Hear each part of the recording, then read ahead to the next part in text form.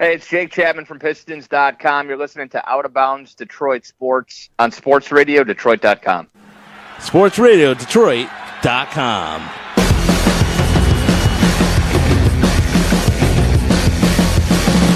We don't need TV to entertain us. He said anus.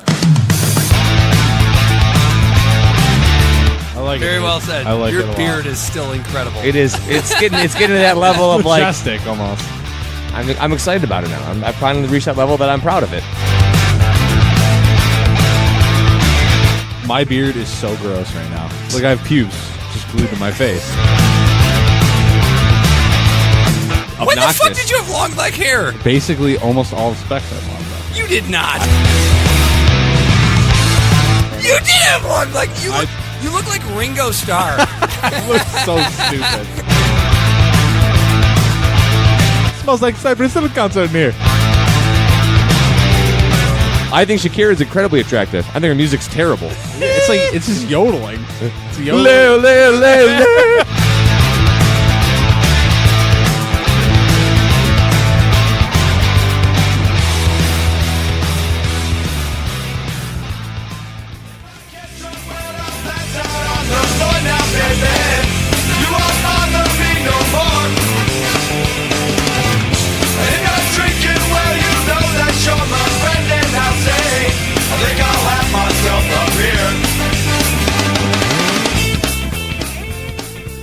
Yeah, we're here. Out of Bounds Detroit Sports. David Faze, Mike Tripp, and myself, Dan Griffin, invading your ear hole, as always, on sportsradiodetroit.com, Apple Podcasts, wherever the hell you listen to podcasts. And thank you for joining on Facebook Live. Brand new camera angle. They can actually see us now. Look at that. That's nice. I don't know if that's an improvement, but I'm not really sure that it is. what's the deal with your mic? I don't know. Is it broken again? Is it? I don't know. Can people hear you? I can hear you. Is this thing on? I don't know what's going on with it. You're awfully low. Yeah. I had the sweet spot there for a minute. Is that? I found it. There it is. There we There it go. It's all about your technique, Dave. Yeah. He just needs to learn new mic technique with his fancy new microphone. And we'll be good. It We'll is be all different. good. It is totally different. It sounds great when I find the spot, but you know that's a drop. That's not the first. That is not That's the a first time drop. David Faze has said that in his life. Yep. Feels good when you find the spot. Especially out there with those big girls. I know. Hey, that's what they say. I know how you get. It's all right once he finds the spot. You know it's true. Dave, I'm taking you to the nearest car wash first.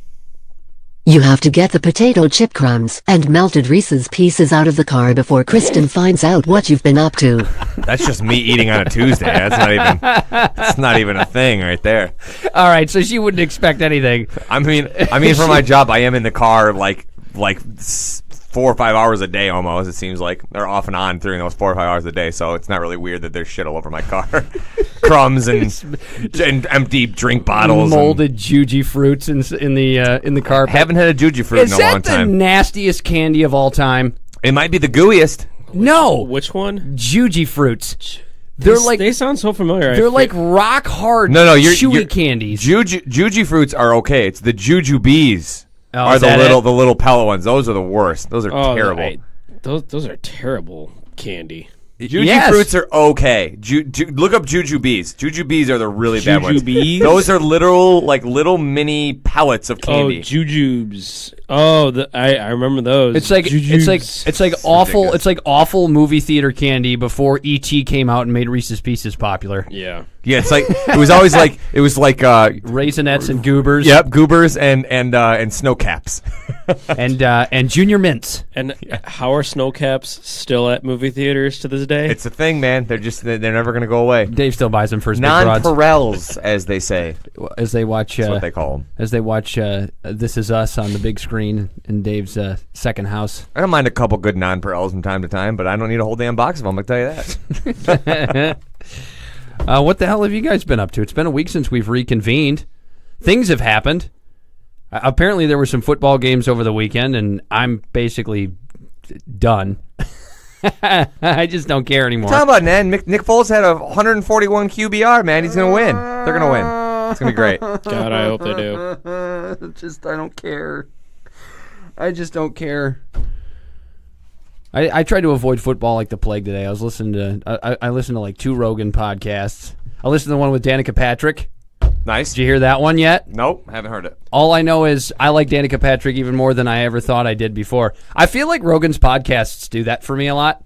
Like, even if I already think I like somebody and then I hear him on Joe Rogan's podcast and I go, I think I like this person even more now. But my question is, what in the hell is your boyfriend, Mike, going to do to Danika Patrick?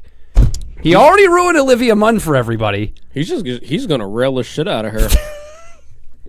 I mean, she's only about 5 feet. I mean, she's the opposite of what Mike, Dave Mike likes. went real literal with that answer. I mean, that is probably accurate. He's going to run her into the wall, if you know what I mean. Yeah. If he ruins her, Mike, you know that the problem is Aaron Rodgers and not the ladies he's with. Maybe she's going to teach him how to turn left. I knew there was going to be a NASCAR joke.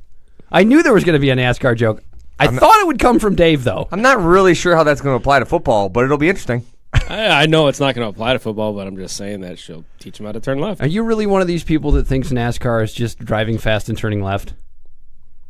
If you're not first, you're last. Uh-huh. Oh, my God. No, I don't like NASCAR. I'm not into it either, but I can't stand like when ignorant people go, it's just driving fast and turning left. Dude, here's what I'll tell people to do. There's like 2 or 3 road courses that they do. When they go to the road courses like Elkhart Lake in Wisconsin, and I believe there's one in Sonoma as well, I'll watch those races. Watkins Glen? Yes. I'll watch those races because those races are exciting, where it's the ovals and the drafting and all that, when they're 3 wide, 4 deep, and all that. You actually have to figure out. You actually have to figure out how to move air in a race car. Like, there's so much more to it than driving fast and turning left. And I'm not a fan of the sport, but I've got a massive amount of respect for those men and women and what they do. And, oh, by the way, people that don't think they're athletes, here's what I'll tell you to do. Here's my suggestion for you, because I did this a couple weeks ago. If you've never been go-kart racing, and I'm not talking about like those shitty little ones at a fucking putt-putt course. I'm talking about like real go-kart racing. These bitches fly 50 miles an hour. You got to put on a helmet. If you don't think race car drivers are athletes, go do that and then tell me they're not athletes. Go do that and then imagine yourself doing it at quadruple the speed. Right. I've never thought there was no skill involved. That's never been my angle. I mean, I'm in the same boat as you guys. It's just not the sport for me. I don't like it either. I don't find enjoyment out of it, but I don't discredit them as people that accomplish some pretty amazing athletic feats. It's just not my thing. The more important thing here is what Aaron Rodgers is going to do to Danika Patrick, because I'm a big fan of hers. Well, she's already retired. No, she's still got the Danika double coming up. I'm sorry. She's rolling in the Danika double.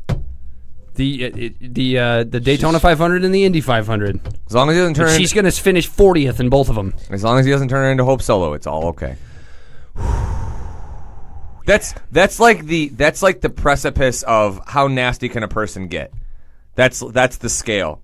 It's Hope Solo's at the top. I'm not sure who's at the bottom. Who's like the most pristine, innocent, like, I guess, celebrity female that you can think of? Or are we going to narrow it down to female athletes? That's fine too.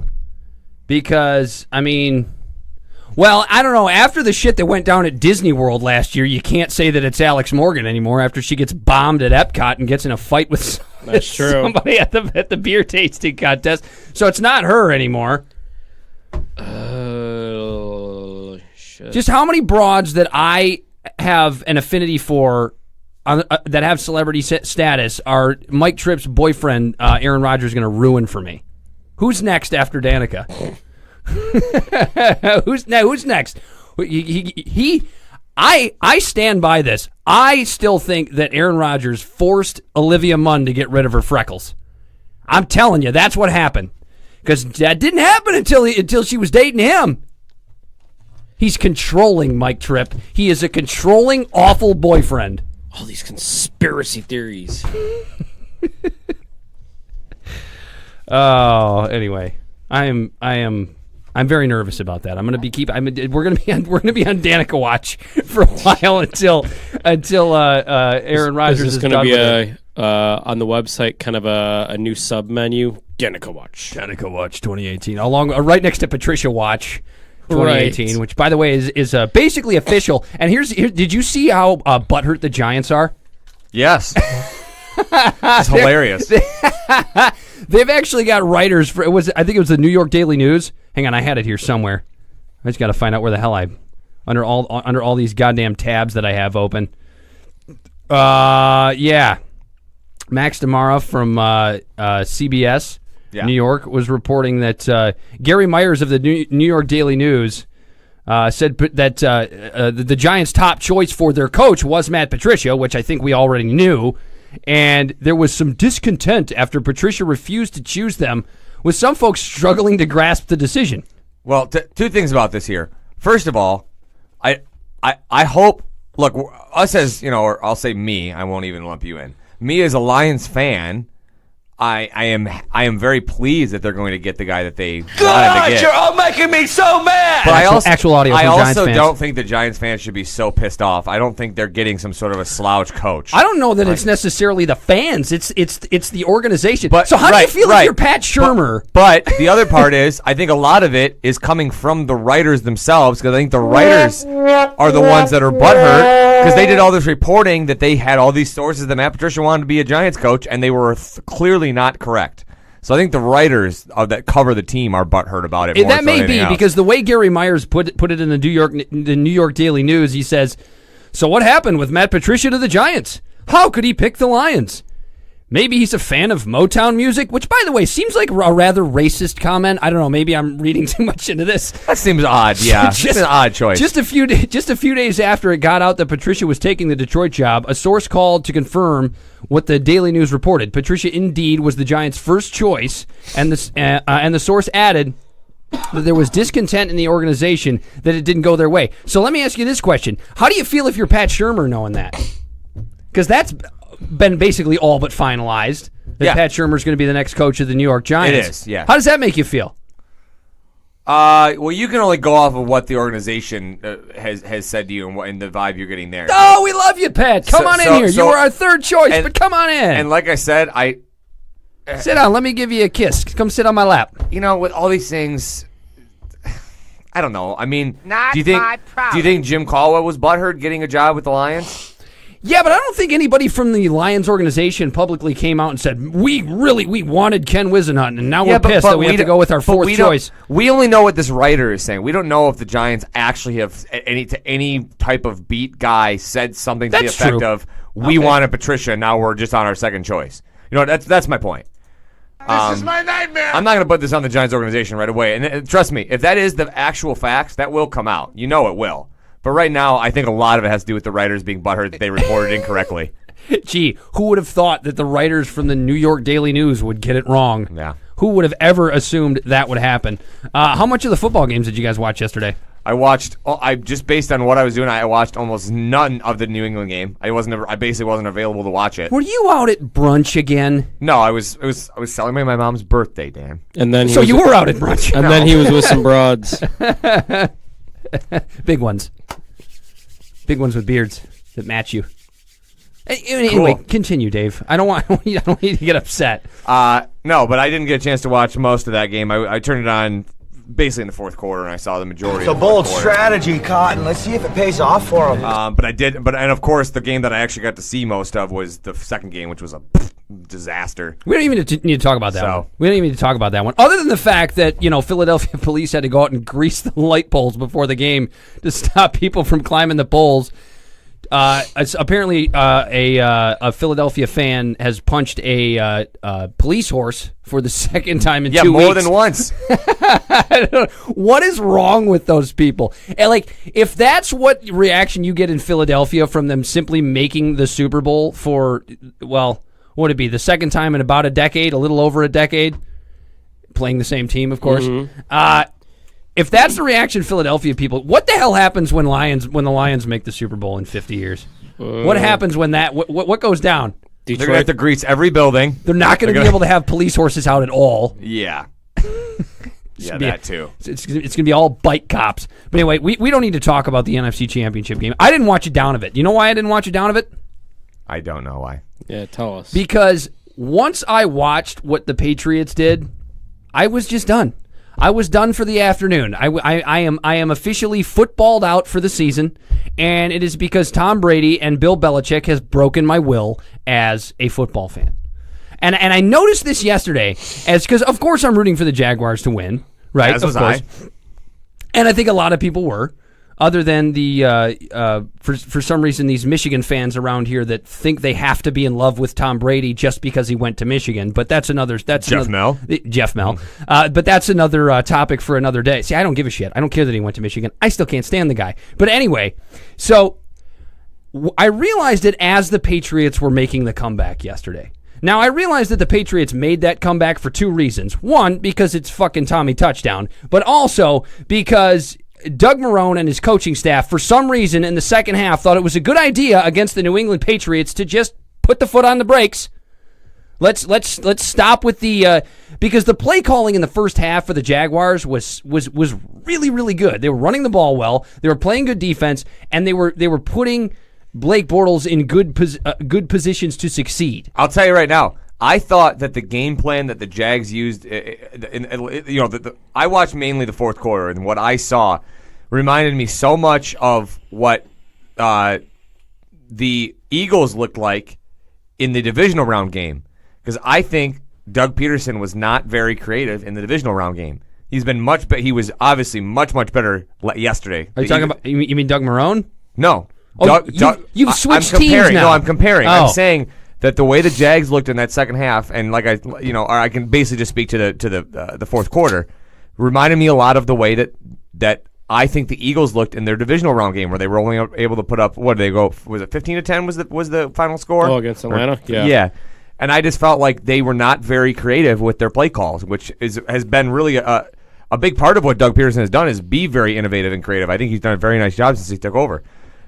And clearly the Eagles were much more wide open yesterday. They did a great job. The play calls that Doug Peterson made yesterday were great. So I'm just trying to make the comparison that I agree with you. They went way too soft. They went way too conservative and casual, and they did not try to push the tempo, and it cost them dearly. I think I feel better about the Jaguars losing that game yesterday if they lose it with a reckless abandon. Yeah. You don't go up on the New England Patriots the way that you did on the road in Foxborough and think that it's okay to take your foot off the gas in the second half. Not on the road. They did the classic play not to lose. It's exactly what they did. And it didn't work. Nope. Of course, it never works. But as I'm watching this comeback, I wasn't even feeling any emotion. I wasn't even upset that the Patriots were making this comeback. Because here's the thing. You saw the script. It wasn't even like a... I've seen that movie a million times. Yep. And it's not... And that's kind of what has just made me kind of done with football for the season. I could not give a shit about this Super Bowl. I barely have any interest in watching it. That is what Bill Belichick and Tom Brady have done to my football fandom. To the point where I'm just lethargic watching them now. I'm bored with it. I don't even enjoy rooting against them anymore. It's just I just don't want to watch this team play football anymore. I don't want to see it anymore. I'm ready for a new era. I'm done with it. We know that Tom Brady's the greatest quarterback of all time. We know that Bill Belichick's the greatest coach of all time. Forrest Gump is a great movie, but I'm not watching it every fucking weekend. And that's what I'm tired of. I'm just tired of seeing it. Right. Enough already. By the way, don't you love the absolute disdain that Belichick has for the Lamar Hunt trophy? Just get that shit out of here. To try to hand it to him, he's like, break it up into little chunks, grind it down, turn it into toilet paper, and wipe their ass. My favorite part, I'm not even sure who that was. I think it was the other Kraft brother that he tried to hand it off, that he handed it off to. After Robert Kraft handed it to Bill, Bill immediately turns and hands it to the other. I think it was the other Kraft brother, and he was trying to give it back to him. He was no, and Bill was just get that shit out of here. I don't. It makes me laugh. But you know what? It's the same. I'm sure it's the same kind of small, or at least minimal superstition that guys have for the the conference championship trophies in the Stanley Cup Finals, and it's just one of those things. And I'm sure that's how Belichick views it. He's like, this trophy means nothing to me. This is not the trophy I want. I don't need it. I don't care. This is a means to an end to get the trophy I want. So just get it out of here. Now, dude, I'm telling you, 2 Sundays from now, I swear to God, like I honestly I might just go like to a movie theater and just catch it. I literally have no interest in watching this game. You'll watch it. I'm sure I will. Watch it. I'll probably go to a party and get hammered and spend more time playing beer pong than actually watching the game. I've seen this movie before. There is no chance. I'm telling you this right now. The Philadelphia Eagles have no chance to win this football game. No chance. It's not going to happen. And all right, let me. So for those Patriots haters out there that are still holding out hope, it's not going to happen. Let me clarify guys. this though. What you're saying? Are you saying they have no chance in the sense they're going to get blown out, or they have no chance in the sense that no matter what happens, the final is already decided? Pats by 13. Oh, okay. I don't know what the final score will be. 13 just felt like a good number. It felt like a number that could like make it so that maybe it'll be a semi-interesting game for a while, but ultimately they'll still win by double digits. Rooting for my boy Jimmy Schwartz, man. Rooting for that Jim Schwartz. Yeah, we were talking a little bit before we started the show about how surprising it is that he didn't get, because I heard he was supposed to get a second look with the Cardinals. Well, and then the Cardinals made their hire today. The Cardinals made kind of I don't want to say a quick decision. It's obviously not a quick decision, but they were apparently had informed candidates prior to this weekend that they were going to want to go through a second round of interviews with a handful of them, right? And then today, made their phone calls to those guys and said, that's no longer going to be necessary. And went ahead and hired Steve Wilkes today. So. Yeah, all right. I'll see you guys there. They made their decision, and the only other opening that has been filled now for a few days, but the only other opening that later in the process here that people at least tried to rumor Jim Schwartz as a potential candidate for was the Titans, obviously, which a lot of that had to do just with the connection from him having been there a long time, and that candidacy got filled very quickly. So, or that spot got filled very quickly. So. I mean, all the jobs are filled now. They're all. There's no open. There are 2 pseudo openings at the moment, technically speaking, but they're not really openings, and that's the Lions and Colts, and we all know why they're not filled yet. Right. Yeah. What's your interest level in the Super Bowl? I know Mike doesn't care. Well, wait a minute. Mike might care. I'm sure you want to see the Patriots lose. Yes, I would love to see the Patriots lose. Is it going to happen? No. Because like you, we've already seen this story. My interest level is mediocre. I can only watch Showgirls so many times. I'm not overly thrilled about it. I'm not horribly disappointed in it. I mean, the other two the matchup I really wanted was the opposite matchup of what we got. I personally really wanted to see Minnesota and Jacksonville. Because you get the whole thing about Minnesota at home, which would have been cool, and they've had a really good year, and they were actually a pretty fun team, especially with that win, last weekend and the way that went down. It was just insane. And then Jacksonville, to me, was a team. Once we got to the final weekend before Super Bowl, that was a team I would have been rooting for to win the whole damn thing. That would have been fantastic to see them win. But look, obviously not happening yet. But they'll be back. They're too young. The Jaguars made a magical run, and if they hadn't been so poorly coached in the second half, they may be playing for a world championship in a couple of weeks. You know what? They got a lot of young talent, and that defense is tremendously gifted. They will be back in the spot that they were in. I have an idea. I have an idea for how they get there. What's that? Find a quarterback. And Blake played pretty well yesterday. Probably played the best game of his career. He really probably did. I mean, that game he played against the Steelers was pretty nice. Well, that was all right. But Blake Bortles is... I think I put out a social media post about a week ago after the Jags won last week and said Blake Bortles is there a precedent set for a quarterback playing in an NFC championship game and losing his job to something besides trade, free agency, or injury? You know what? I'm gonna make a claim here, not a claim, but I will say this. In other words, getting sat on the bench. You can win a championship with Blake Bortles. You can. You know why? If you can win a championship with Brad Johnson, you can win a championship with Blake Bortles. It's possible. That defense, I think, is good enough, And they were playing without some of their best offensive weapons receiver-wise. You can't compare Blake Bortles to Brad Johnson, because Brad Johnson, while not a Hall of Fame quarterback by any means, he's right there in that Trent Dilfer ilk. He's a guy that's going to go out and manage. They're guys that are going to go out and manage a game, not turn the ball over, and let a defense win for them. Now, Blake Bortles did that, but that's what I'm saying. For a couple of games. Why do you think Blake Bortles can't do that? I think he can absolutely do that. Now, there's no part of me that thinks Blake Bortles is some sort of elite quarterback. He's not. But I think he is capable enough of being that quote-unquote game manager type of player that you can win a championship with Blake Bortles. I'm not saying they're going to, but you can do it. He just looks lost most of the time. I mean, he's definitely not a top, whatever he was, pick that he was. I always got the idea with guys like Brad Johnson and Trent Dilfer that they at least knew what they were doing when they took the snap. They could read a defense. They could make pre-snap reads. I don't see that with Blake Bortles. And I wanted to root for Blake Bortles. Let me ask you this then. Do you think he was the worst of the 4 quarterbacks in the championship weekend? Because I don't. No, neither do I. And do you think one of those other 2 teams that we're thinking, because we obviously know one of those teams doesn't count, do we think that either of those other 2 teams could potentially win a championship with the guy they have behind center? With the teams they have. I think Minnesota would have been more likely, to be honest. Oh, no, are you asking me if I think overall if Blake Bortles is the worst of the 4 quarterbacks? Or just those last couple of games? Because overall I think Blake Bortles was the worst of the 4. I'm talking on a general scale, yes. Yeah, if he was then the worst I of the think 4. Blake Bortles is the worst of the 4. Ooh, I don't know about that. Because with Nick Foles he's a guy that can catch a spark. We've seen it before.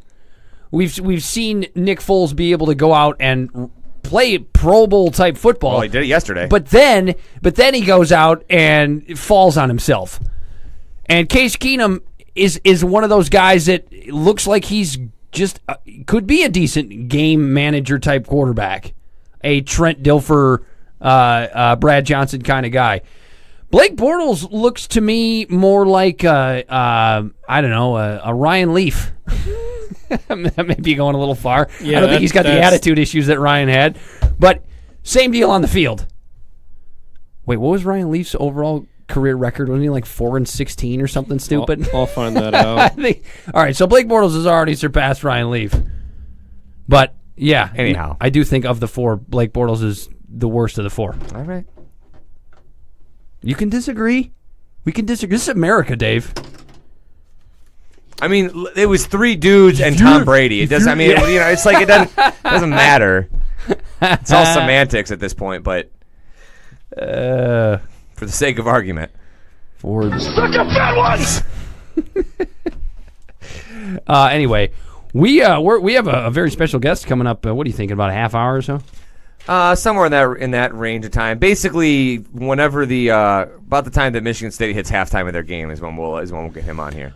Oh, is that why he told you 9:45? This is somewhere in that ballpark. Yeah, we're gonna have to keep it. We're actually gonna have to keep this appointment, which we're really bad at doing. No, we'll be fine. We're gonna have Ryan Schuiling from 92.1 The Team. We got some very juicy stuff to get into with him. Obviously, in Lansing, and famously from the Schuiling Report.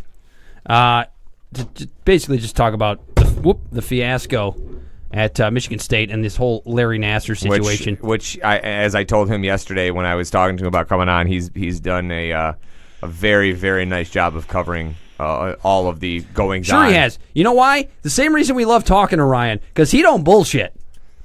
Obviously, he doesn't go on his show and curse because he's on the radio. Sure. But he'll come on our show and curse and tell you exactly what's going on. That's what I love about Ryan. I will tell you this. I'm sure there are some people, and I'm sure he'll probably tell you this too himself. I'm sure there's some people over at MSU right now that probably aren't very happy with him. And probably aren't. Ryan? Yeah, there's probably probably some relationships that are souring a little bit because he's being honest and forthright with the information, as he should be, as a good journalist would do. I wonder how his colleague, we'll just call him GC, feels about him right about now. I don't know. But he knows. He knows everything, though, right? That's true. He does. He does. And he didn't report it because he knows everything. you fucking moron. Anyway. Anyway, I just wanted to preview this a little bit because we haven't had a show here since the Larry Nassar sentencing hearing has begun. Right. And I got to tell you something. Bad look for Michigan State. That's a nice way of putting it. bad look for Michigan State. You've got young women coming out basically for the first time publicly. He's got 89 accusers, this man does, of molestation. Oh, it's way more than that. I think it's 89. I think that's the number that they were at. I think that last chick that... I could be wrong about that. Okay, well, let's put it this way. He's got at least 89 accusers, and I think we could just stick with 89 and have it be just as disgusting as if it were anything over 89. Yeah. Accusers of sexual assault. And now you have Michigan State handling this thing all wrong. Like, they're literally doing everything wrong that they could possibly do. It does seem that way. Why are they not taking a little bit of what their head football coach did during his little scandal and handle it that way? Well, because the way Mark D'Antonio handled the sexual harassment issue with his Michigan State football players, I think was about 95% right. I think the only thing D'Antonio got wrong during that thing was I think he waited a little bit too long to come out and say something. We talked about that, and I agreed. But if that's it, if that's the one thing that he did wrong, I can live with that. Though all those kids were off the team, it didn't matter how good they were, and he nipped it in the bud, and it should be done with. Mm-hmm. Hopefully nothing else comes out regarding that. But you have Michigan State as a collective university that they seem to be listening, but not really listening. In other words, they're hearing what these testimonies are saying, but they're not actually listening to it.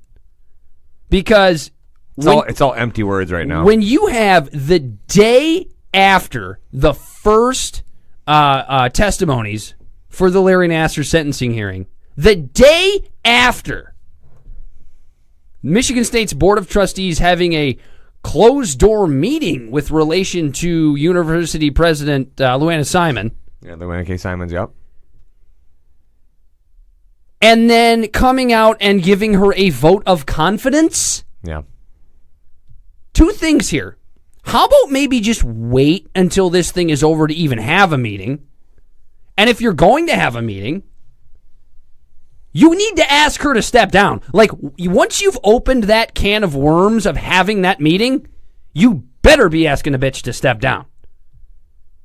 Yeah, I don't know what was even discussed in that room, but I said this to Ryan. Me and Ryan had a very small conversation last night after I talked to him about coming on, and we'll get into all this in much greater depth when we have him on here. But I basically just said, for me, the only reasoning that I could find for the trustees and not a good reasoning, it's just the only way that I can comprehend it in my brain. The only thing that I can see is why they would decide to give her a vote of confidence, which in this scenario just sounds absolutely absurd. How you can have confidence in this person? Say nothing is what you need to do. Well, is that they don't want to face their own mortality in all of this.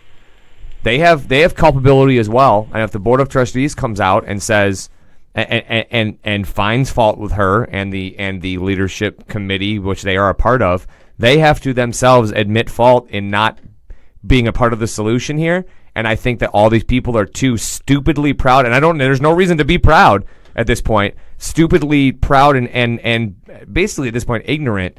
And they won't, like I said, they won't admit their own mortality and the own reality of the situation they face. And so instead of owning up to their own part of this whole situation, they thought the way to get themselves out of the spotlight a little bit is to have her stay, and then she can take the brunt. You know what I mean? Okay, but even if that's your school of thought as the Board of Trustees of the Michigan State University, why are you publicly announcing that you're having a meeting on the first day of the sentencing hearing? If the Board of Trustees really are confident the meeting made no sense. The meeting made no sense. Why are you doing this now? Yeah, the meeting made no sense at all. Like I said, if you're going to have that meeting, you've got to ask her to step down. You have to. Because you've already made it public that you're getting into a room and discussing her future. Yeah. It makes no sense for you to have that meeting and then not ask her to step down. Like, what happened in that meeting? Were they sitting in a circle eating candy, Having drinking cookies and milk and cookies. Yeah. drinking mimosas. Where they have a pizza party? Did you? Why did you just have them eating at fucking Chuck E. Cheese? What the hell are you doing? What? There was a statement that she actually released. I don't know if you had a chance to read it. Louina K. Simons? Yeah. The testimony of Nassar's victims this week made many of us, including me, listen to the survivors and the community in a different way. It is clear to the board and me that a review by the Attorney General's office can provide the answers people need. As I told the Attorney General in December, MSU will fully cooperate with any inquiry by law enforcement authorities. I hope this review will help the survivors and the entire MSU community heal and move forward. Very nice. Very generic. Yeah. This whole thing. But it's not even just that. It's an incredible amount of missteps have been taken since just the start of this. When did the sentencing hearing start? Was it Wednesday? Tuesday or Wednesday? Yeah. Of last week? Yeah. And we're not even a week in here. And Michigan State's sending out letters to students that are mentioning the Larry Nassar Award in these emails. First of all, maybe you should think about changing the name of that award. Absolutely. And second of all, have somebody, I don't know, maybe proofread that fucking email before you send it out into the abyss of Michigan State students. The day after this thing started, they did this, and now you have an accuser coming out. Was this today, Dave? The one where the chick was talking about her parents still getting billed by Michigan State University for treatments by Larry Nassar? 15-year-old Emma Ann Miller. Yeah, she from all indications is the most recent and now will be the last young woman ever to be violated and sexually assaulted by Larry Nassar. But yeah, her parents are still were receiving bills for the office visits in which she was sexually assaulted. It's just it's the thing that I mean I shouldn't say the thing. There's been 1,000 things I've taken out of what's happened so far. Just all be shit canned for incompetence. But what's going what has just absolutely blown my mind is that with each passing day, look, somebody comes out with something new every single day with these statements, with these victims or survivor statements. Sorry, I want to use the right terminology here. And each time you go, God, this is insane. You know, this is horrifying.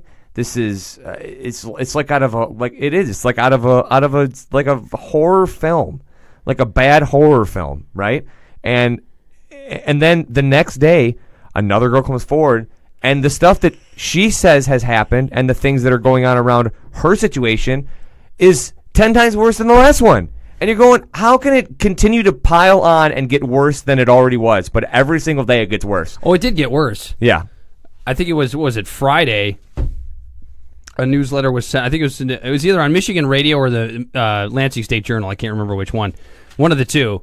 And Michigan State is now going to have Richard Spencer speak at the university in March after. Well, we'll see if that actually happens. After now. heavy. This was because he had already agreed. Michigan State had already agreed to do it. I think last summer, and then they took away the invitation, and now they've reinstated the invitation for March 5th. So you have all this trash going on, and then a little over a month and a half from now, you're going to have maybe the most notorious white supremacist in the country speak at your university. That's what you're doing now, and I don't care. It's free speech. White supremacists are entitled to free speech as well, but you have to be ready for the backlash that's going to happen if you're going to have a white supremacist speak at your school. I think the best part is that he's going to be speaking at the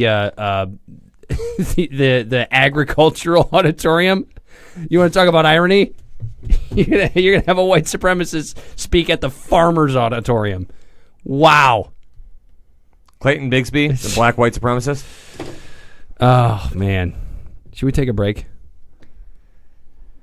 Yeah, it's gonna get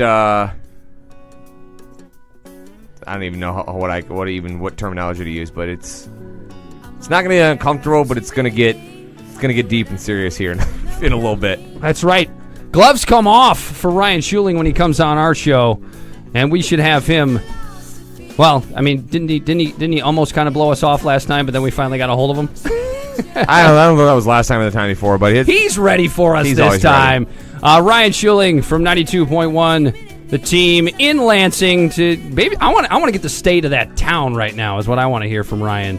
But the gloves always come off with Ryan Schuiling. We'll have him absolutely next. Out of Bounds, Detroit Sports, David Faze, Mike Tripp, myself, Dan Griffin, SportsRadioDetroit.com. Do not go away.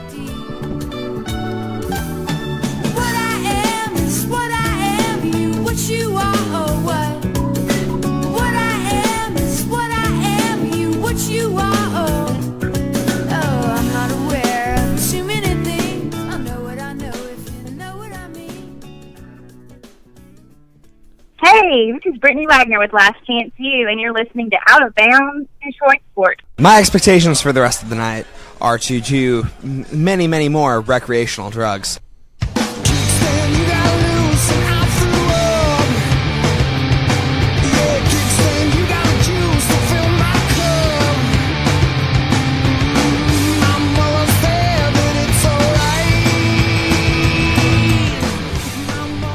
All right, welcome back.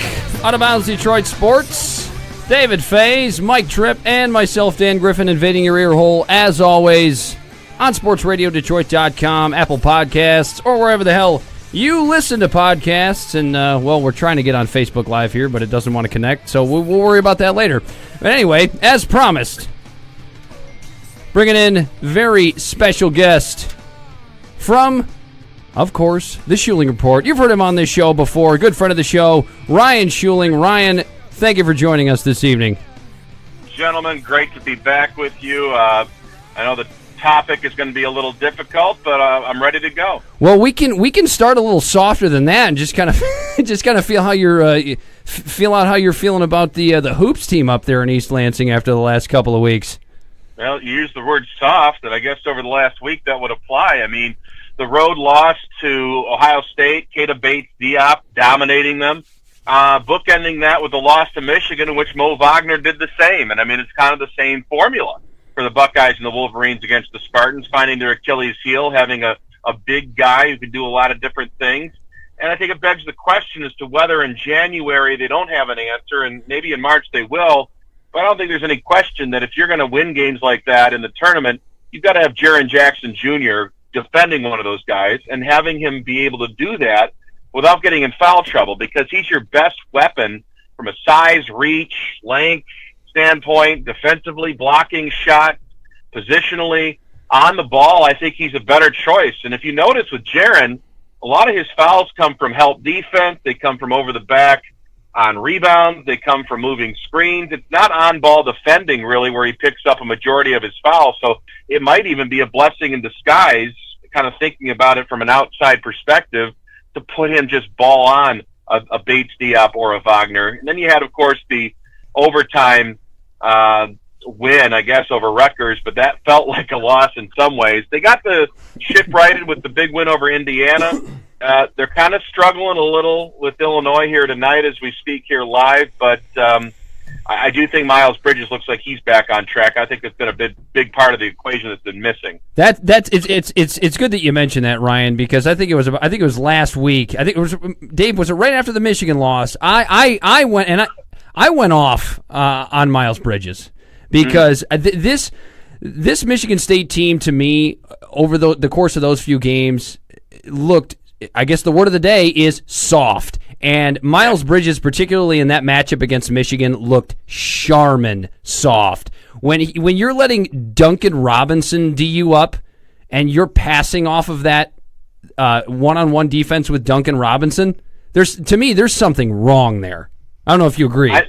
I know exactly the play you're talking about. It was a fast break opportunity where he had Duncan lined up one-on-one to go to the basket, and he turns tail and kicks out, and it's like, what are you doing, man? Dunk that in his face. Make him foul you. Make him at least stop ball. He did that for Duncan, and, all due respect to Duncan Robinson, right?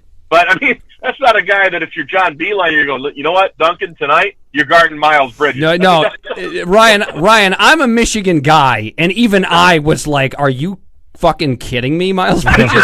Like, that's how you're going to handle this situation? Yeah. Well, that and the ridiculous 3-point shot at the end of the game when they're trying to come back on U of M there near the end. I'm just going like, what is this, Herculean looking guy doing, posting up at the 3-point line and not driving on a guy and forcing him to defend you? You just you just stop and pop from the 3-point line. You just did the work for him. It's ridiculous. I don't think Miles understands a lot of times just how good he is and how much better he is than whoever's matched up against him defensively. I think he underestimates himself. I think he's also afraid of being too selfish where, I mean, Tom Izzo, to his credit, is trying to pound it into him, like, be more selfish. It doesn't mean you're a me-first guy or a bad teammate or anything like that. It means that the offense has to flow through you, and that helps the other guys on the team. It helps Langford spot up, get open for mid-range jumpers or threes, or McQuaid spotting up in the corner, or kicking back out to Cassius Winston, or even Jaren Jackson in the high post. You got to have that kind of inside-out game, and that's where Michigan State, when they struggle, if you watch them, they're dawdling on the perimeter. They're not getting dribble penetration. They're not getting post-up position on the block. Nick Ward will get forced out maybe to 18 feet where he really can't do anything. So that's where Michigan State's just got to find just better balance and more consistency in their half-court set. We've seen a lot more of that in this game, but then again, you got to consider the opponent in Illinois. So to wrap it up before we get into the serious stuff here, Ryan, do you look at this as just the typical Michigan State January lull, and they'll have it together come March? I think I'd rather bet for that than against it. Right. I mean, the track record speaks for itself, and Tom Izzo has done it with lesser talented teams, but it's a weird kind of double-edged sword. He has these kind of grinder, blue-collar, muck-it-up teams, and those are the ones that usually do well in March. And a couple times he's had highly touted teams that might be more talented, and they've flamed out. So it's hard to predict, but I do think this team has a really good heartbeat. They're very good with each other. I think you don't have to coach that part of it up. And from that, I do believe that Tom Izzo can kind of smooth out the rough edges, get them going more consistently. And we talk about Miles, and I talk about Jaren defensively, but really the drivetrain of this engine, it all starts with Cassius up top and him playing a majority of the minutes and being a force offensively and not turning the ball over and at least being adequate defensively, because the more they have to play tum-tum there, and bless his heart, he's just not a guy you can win without on the floor consistently, because on offense you're essentially 4-on-5. Hold on, Dave, and I'll let you go. I just wanted to mention to Ryan that when Ryan mentioned the grinded out teams of Izzo past, I could just see the image of Drew Neitzel in Dave's head with that toe tap at the 3-point line against Kentucky. Drew Neitzel 2.0 is coming next year. There you go. I was just going to mention that, actually, to be honest with you, I think from a point guard standpoint, I think they actually sit in and I know he's going to be a freshman, but I actually think they sit in a better position from a pure talent standpoint when Foster Loyer gets here next year. He's just a better pure player than Tum Tum there, and Tum Tum's got all the leadership skills you could ever want somebody to have, but just on the court, he just doesn't have the assets that you need for this team. That to me is one of the problems too, is that, I mean, especially offensively, you're basically playing 4-on-5 when Tum Tum is in there, and God bless him, but he just doesn't have a lot of offensive abilities, and every team basically knows that, and they can just lay off him because they know it's not going to hurt him to do so. You could somehow combine Tom and Cassius, you'd have one hell of a point Oh my guard. God, tell me about it. Would. But I think the leadership aspect Tom will impart upon Cassius. He'll be a junior next year. Cassius will. You'll have Loyer, as you mentioned, coming in. He is a prototype point guard. He's going to have some growing pains you would expect, but you're right. He can kind of be the mentee underneath Cassius Winston. They can share playing time. They can kind of break Loyer in softly, and I think that's going to be a dynamic combination. You're right. They'll be even better off next year at point guard than they are this year. I would agree with that. And look, they're going to lose some guys. I mean, at least two big guys for sure.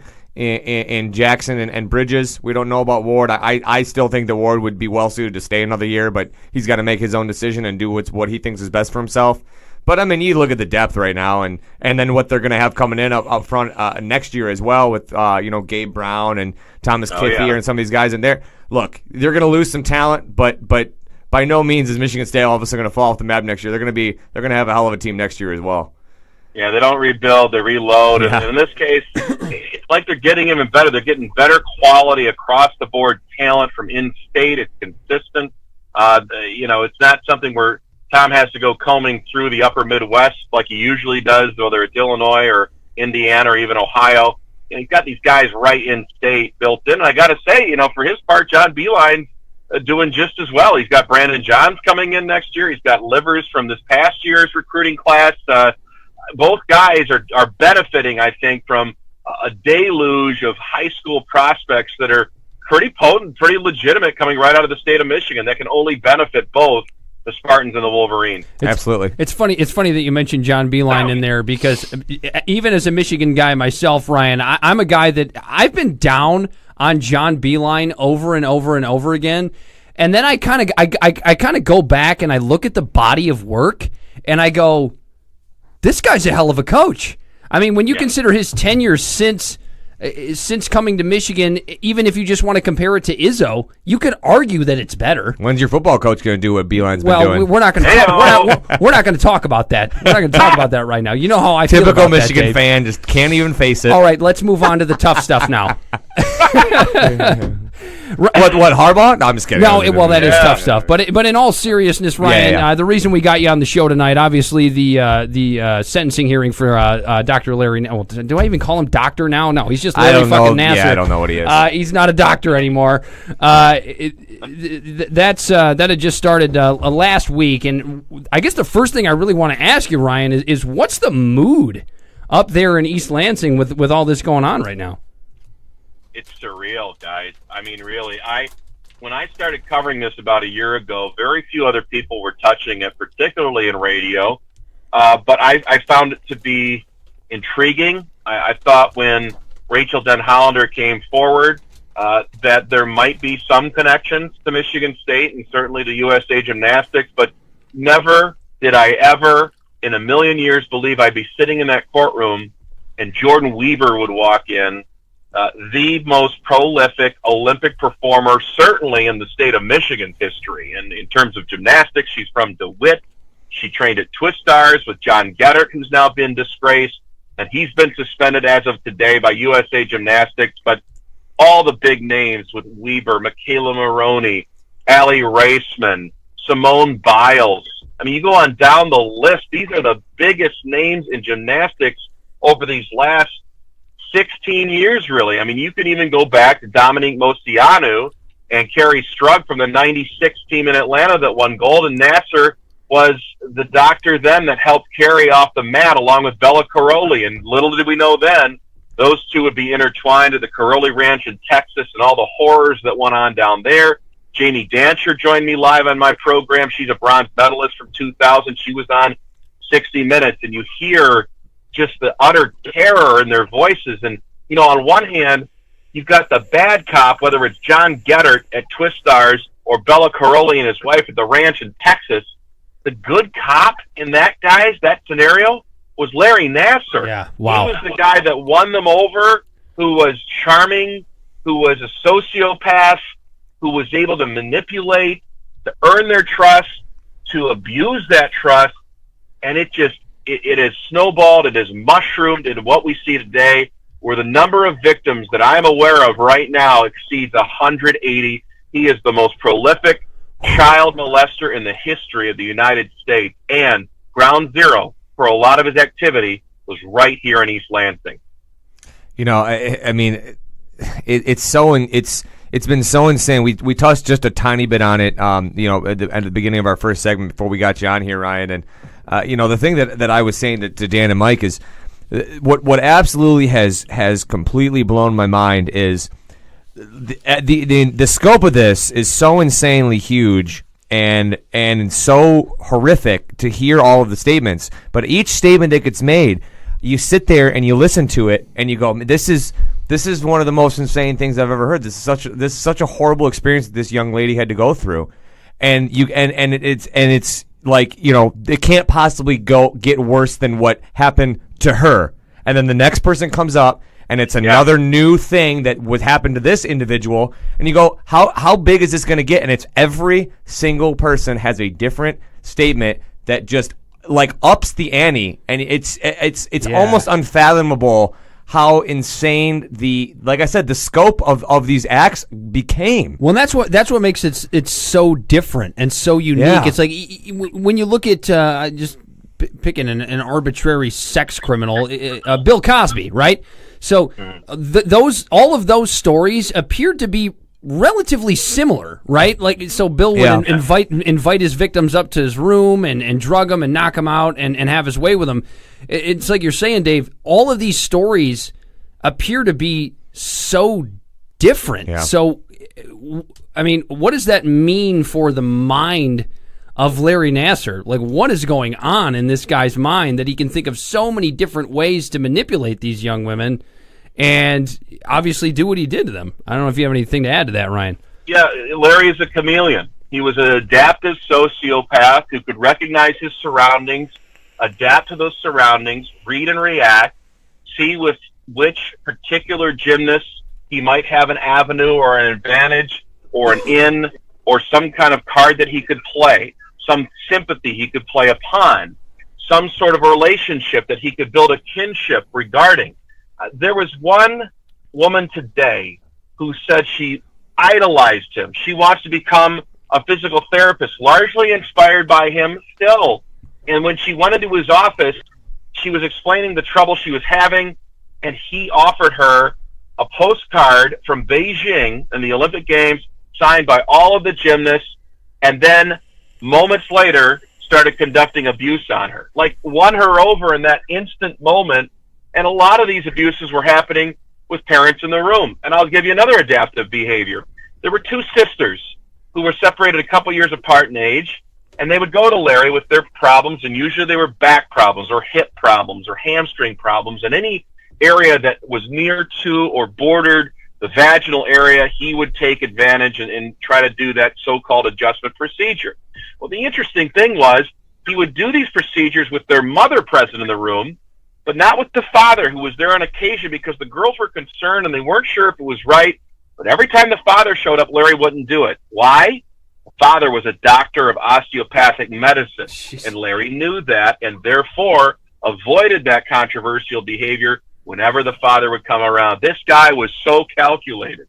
He was so manipulative. He was so focused on what individual person, be it Kathy Klages, one of his longtime friends, the gymnastics coach at Michigan State, how could he convince her that what he was doing was legitimate? And he hid behind this doctorate and his ability, and I call it a license to fondle, which he was granted not only by Kathy Klages, but by Dean Williams Trample, who was the dean of the Department of Osteopathic Medicine, who signed off on his procedures, going, well, Larry's the best at what he does. We'll defer to him, and I'll just assume that everything went according to plan. And that type of attitude from within Michigan State's walls, and to be fair, for Twistars, for United States Gymnastics, they all were not intellectually curious enough to question maybe something Larry was doing was out of bounds.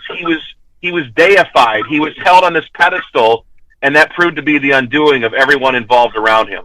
Well, and I mean, and that's the whole reason that this, I think, got to be the scope that it is, because these girls were led. I mean, you're led to believe as you're brought up as a young person to trust people of authority, and this is he's a doctor, particularly doctors. He's a doctor, and there's and you know, in what world could a doctor be doing anything that would be hurting you as an individual when you're going there for care, right? So that's the mindset they had, and even when they got to a point where they basically had in their minds there's something not right about this, they still were able to, well, I don't even know, I shouldn't say able, they convinced themselves, and it's completely understandable why you would do such a thing, that you would convince yourself that no, I have to be wrong here, there has to be some reason why this makes sense.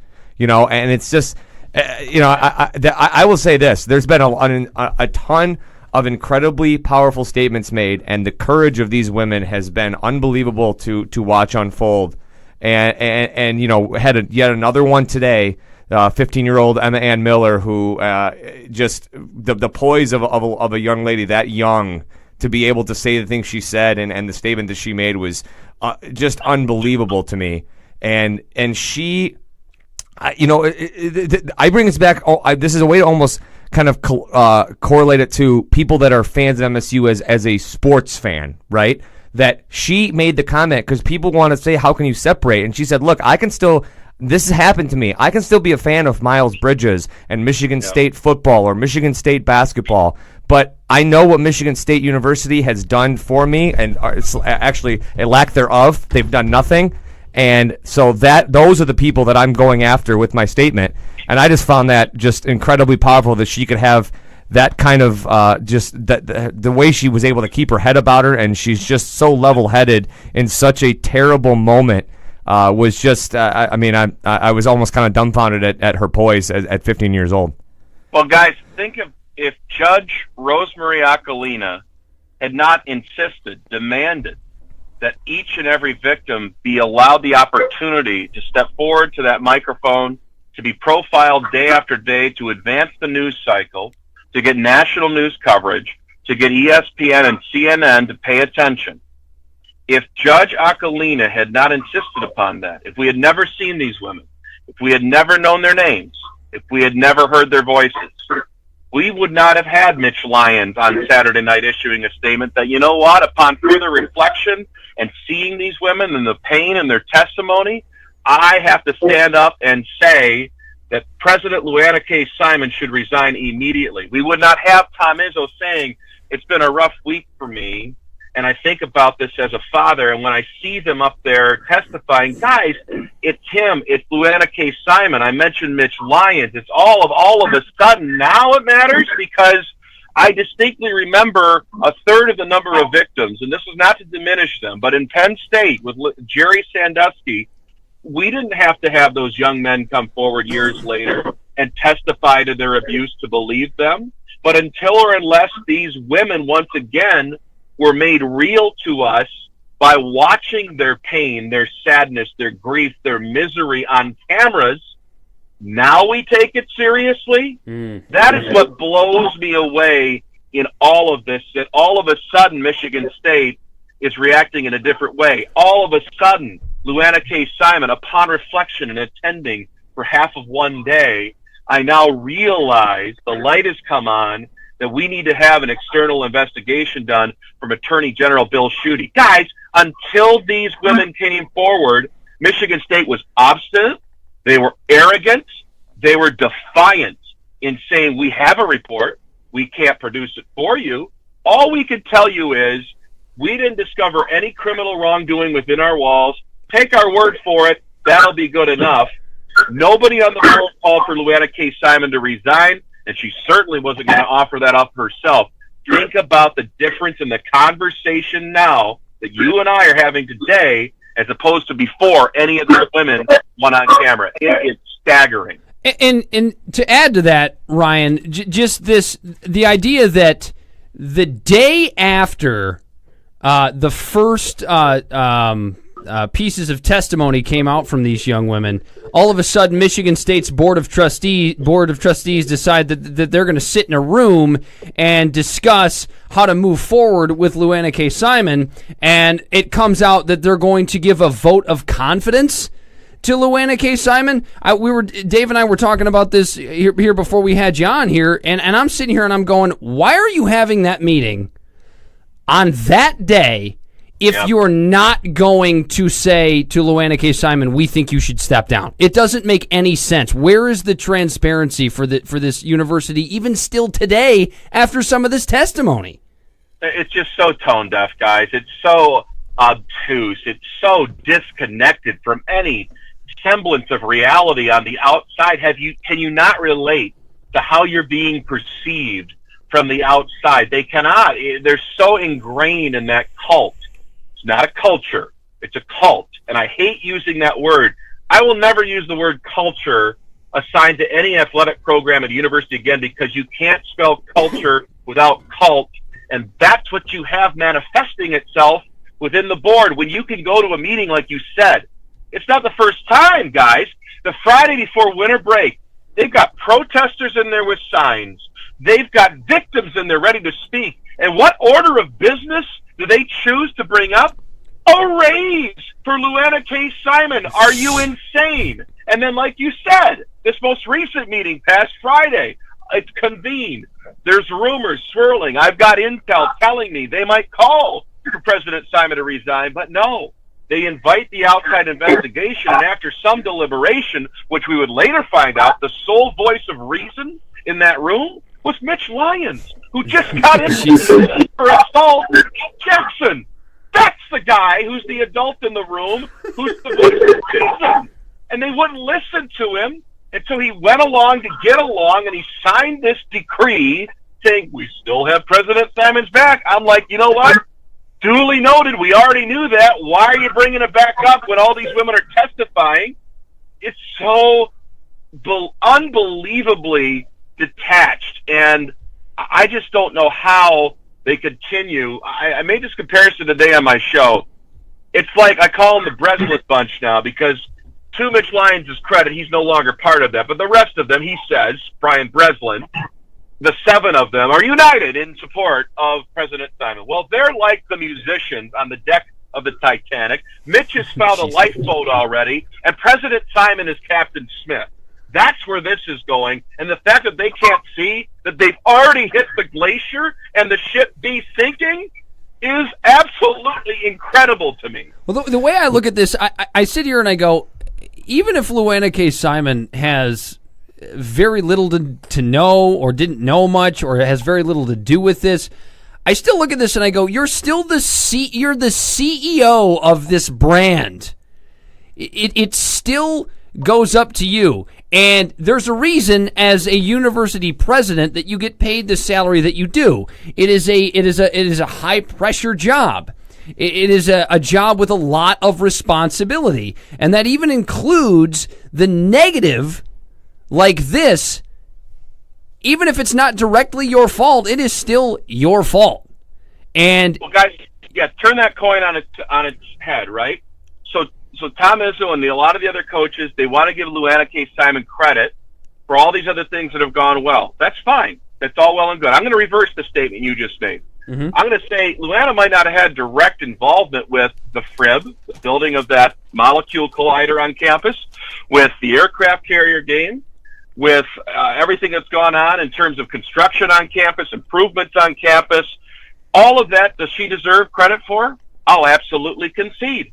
But if you're going to take the credit for things that you don't have direct involvement with necessarily, you're just overseeing them, as you mentioned, to use your term as CEO, okay. The opposite is true then. Anything that goes wrong, you are also responsible for. You can't just be around to take credit when things are going well and then hide and go into a bunker when things go south. And that's exactly what they've tried to do. You guys heard a peep out of Mark Hollis lately? No. I haven't. And you think that's by accident? I don't. And don't think for a moment, if President Simon falls on the sword, and I think that's a matter of days and perhaps weeks, I don't think it'll go that. I mean, people ask you, Ryan, if you call for President Simon to resign, I don't have to. The students on campus have. The student newspaper has. The Lansing State Journal has. The Detroit News has. Gretchen Whitmer has. She could be the next governor of the state. Bill Schuiting's conducting an investigation. Senator O'Brien, a Republican, has. The minority leader, the majority leader, a Democrat, a Republican, respectively, have called for her resignation. Tom Leonard, Speaker of the House in the state of Michigan, has called for her resignation. I mean, how many more signs do you need? It's like President Nixon looks reasonable by this comparison. It's like what? Who the hell cares what Ryan Schuiling has to say when all of these people are already calling for his? It doesn't matter. Just, all I got to do, guys, is hold up a mirror to the situation. That's all I've been trying to do. Well, I don't have to inject anything. You just see for yourselves what's going on. Where does, in your opinion, where does Mark Hollis fall in all of this at this point? My opinion would be that the Schuiting investigation needs to be done thoroughly, expressly. He mentioned to me, Bill appeared on my show on Friday, that they're going to do their due diligence with regard to the reporting, which was not done, not least in paper form, the recommendations for a resolution, and prior to all that, the research, the review of all the facts. My legal sources are telling me that there have been numerous documents either destroyed, disposed of, or missing from Michigan State. That's a big problem for them legally. If there are gaps in dates and times, if there are discrepancies in appointments that these girls will testify to, that there is evidence of, that Michigan State suddenly doesn't have, that is not going to bode well for them in the civil litigation, no matter how many times either Larry Nassar requested to Brooke Lemon, hey, grab those documents, destroy them for me. She got caught. She was forced to resign. No matter how many strokes Dr. Gary Stolick has and claims he can't remember, and that, oh, by the way, the records of my meeting with Kyle Stevens' parents and Larry Nassar, they don't exist anymore. They disappeared. How convenient, right? That's going to be real inconvenient when they're trying to make a legal case. So, bringing it full circle, if you're going to hang President Simon out to dry, this is Mark Hollis's athletic department. This has affected the following women's sports that I'm aware of, and it could be more. It's affected gymnastics. It's affected rowing. Kate Hannum has appeared on my show, a graduate, a student athlete in rowing for Michigan State and her teammates. The volleyball team had a nickname for Larry Nassar. He was the crotch dog. You had softball with Tiffany Thomas Lopez having to transfer because when she spoke up, she was silenced. She was intimidated. She couldn't handle it anymore. She went home to California. You had track and field and cross country involved in this as well. That's 5, 6 sports off the top of my head, varsity offerings for women. That's at least half of the number that Michigan State has on campus. And you're going to tell me the athletic director doesn't bear any responsibility over the purview of those sports? Give me a break. Yeah, I mean, look, I've been a big fan, obviously, of the state of the two big money making sports as it is. The basketball team and the football team, both major institutions basically, and Mark Hollis has had a huge hand in guiding those two programs to what they have become. Obviously, the coaches have done a hell of a job, and he obviously was a big in hiring Mark D'Antonio and getting the football program back on track. And those are all well and good. And as a sports fan, as an MSU fan, those are things that I will hold Mark Hollis in high regard for. But at the end of the day, as you said, it is his responsibility as athletic director to oversee everything with that athletic department, good and bad. And it goes back to the same argument you made. If you're going to stake your claim to all the positive effects that you have had on the program, you also have to take the negatives. And this is saying it's a big negative is not a strong enough statement to make. So it's just I think at the end of the day he's gonna have to take the fall as well. I wouldn't be surprised. We'll see how it plays out. But all you've got to do, guys, is assemble each one of these women's stories. Like you're saying, they're all different from one another, right? You combine them, they can form a mosaic of all of these different damning and incriminating facts. Another name, Amanda Thomashaw, who I hope to have my show this week. She went to Jeffrey Covan. Now, if you look at Dr. Covan, you'll recognize him. He's been affiliated with MSU basketball for many, many years. He's got a beard, red hair, genuinely nice guy. She went to him with a complaint. He was basically aware, and this is, again, who knew what and when? They were aware of Larry Nassar. They were aware of these procedures. They were aware that they were kind of borderline, if not past that. And from what Amanda was telling me, Dr. Covan shared with her that, yeah, Larry had been kind of told to get off of Facebook because he had too many underage girls as friends on Facebook. They knew about that. They knew about the procedure. But Covan, again, all the failures in mandatory reporting, when you work for a university and you're charged with the care of a student athlete and you're brought a sexual abuse complaint, let me use Mark D'Antonio as an example.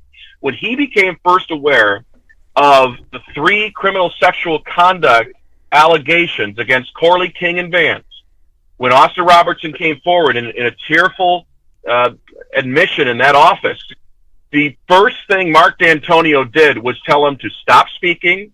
We're going to the authorities.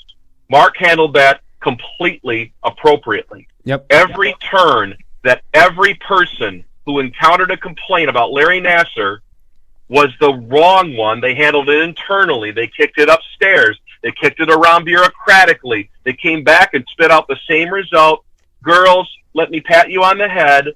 You don't understand the difference between sexual abuse and a legitimate medical procedure. They stood by Larry Nassar's phony, fraudulent, fake news procedure, and therefore anybody who did that, I think, bears the responsibility and the burden, and there will be many more names, as the Detroit News Report elicits, that will come out, I think, in the days and the weeks and the months ahead in the civil litigation. I think all you need to hear is there's what would it be, 1, 2 words? Ungloved finger. I think that's all you need to hear. I think it's all you need to hear when you're talking about a doctor and you're talking about a male doctor with a female body part, ungloved hand in that area. That's all you need to know that it's not a legitimate fucking procedure. No, and look, Ryan, as you stated, this the tone deafness and just the complete lack of accountability from anybody involved in this athletic department and at this university who could have done something so much earlier to look. Look, I understand when stuff begins to happen. It's going to take a little time to understand that these things are going down, and there's going to be, and unfortunately for those first few victims, those people were going to end up being the guinea pigs, if you will, of trying to get a handle on the situation. But that could have been stopped 15 years ago. I mean, it's just so unbelievable that so many people knew that there was at least some semblance of some uncouth behavior going on in regard to Larry Nassar, and nobody did anything. Ryan, well, guys, go ahead, Ryan. One more thing about what you just said 15 years ago. Heck, it could have been 21 years ago in 1997. Larissa Boyce, who's about my age now, and her testimony was the most painful for me to hear because she trusted Kathy Klages.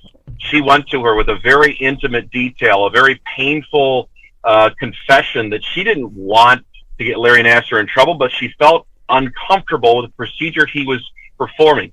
What did Kathy Klages do?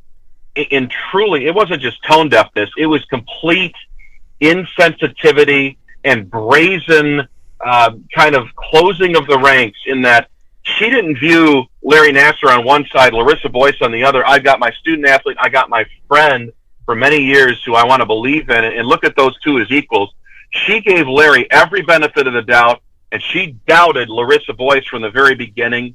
And rather than even take that complete anywhere, she went directly to Larissa. You file this, it's going to be trouble for Larry, and it's going to be trouble for you. And then, as if to further the cause, she calls Larry Nassar. Calls Larry directly. Kathy Klages does, hey, wanted to tip you off. This athlete of mine just came to me about this procedure. What's up with that? And then finally, her, Larissa, and this other gymnast are made to sit down, a team meeting. Kathy parades in all of her other teammates in front of those two and asks them, puts them on the spot, have any of you ever had this procedure done to you by Larry Nassar? Well, what are those girls going to say in that situation? They deny it. And then the very next, within the week, Larissa goes in with Larry Nassar, and the first thing he says to her was, so, I talked to Kathy last night, and then proceeded to perform the procedure on her as if to defiantly tell her exactly who was in charge. It's a nightmare, guys. This is going to be, I believe, a movie at some point. Kathy Klages is certainly one of the villains. And as of right now, Michigan State is so feeble, so feckless, they couldn't even fire Kathy Klages. They suspended her. She retired while on suspension. She's collecting a pension from taxpayers, and she's on a beach in Florida somewhere right now drinking Mai Tais. That's Kathy Klages' punishment. There are so many. Obviously, there are parallels being made to the Penn State situation, and it's not that one is worse or one is better. Of course, they're both horrible stories.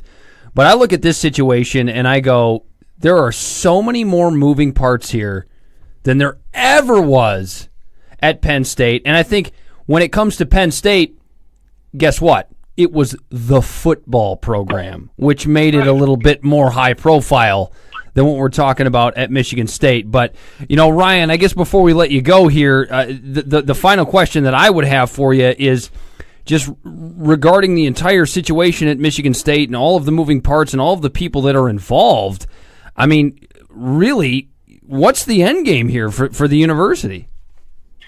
Right now, guys, it's on Bill Schuiling. Michigan State has punted here. They had to. They had no other choice.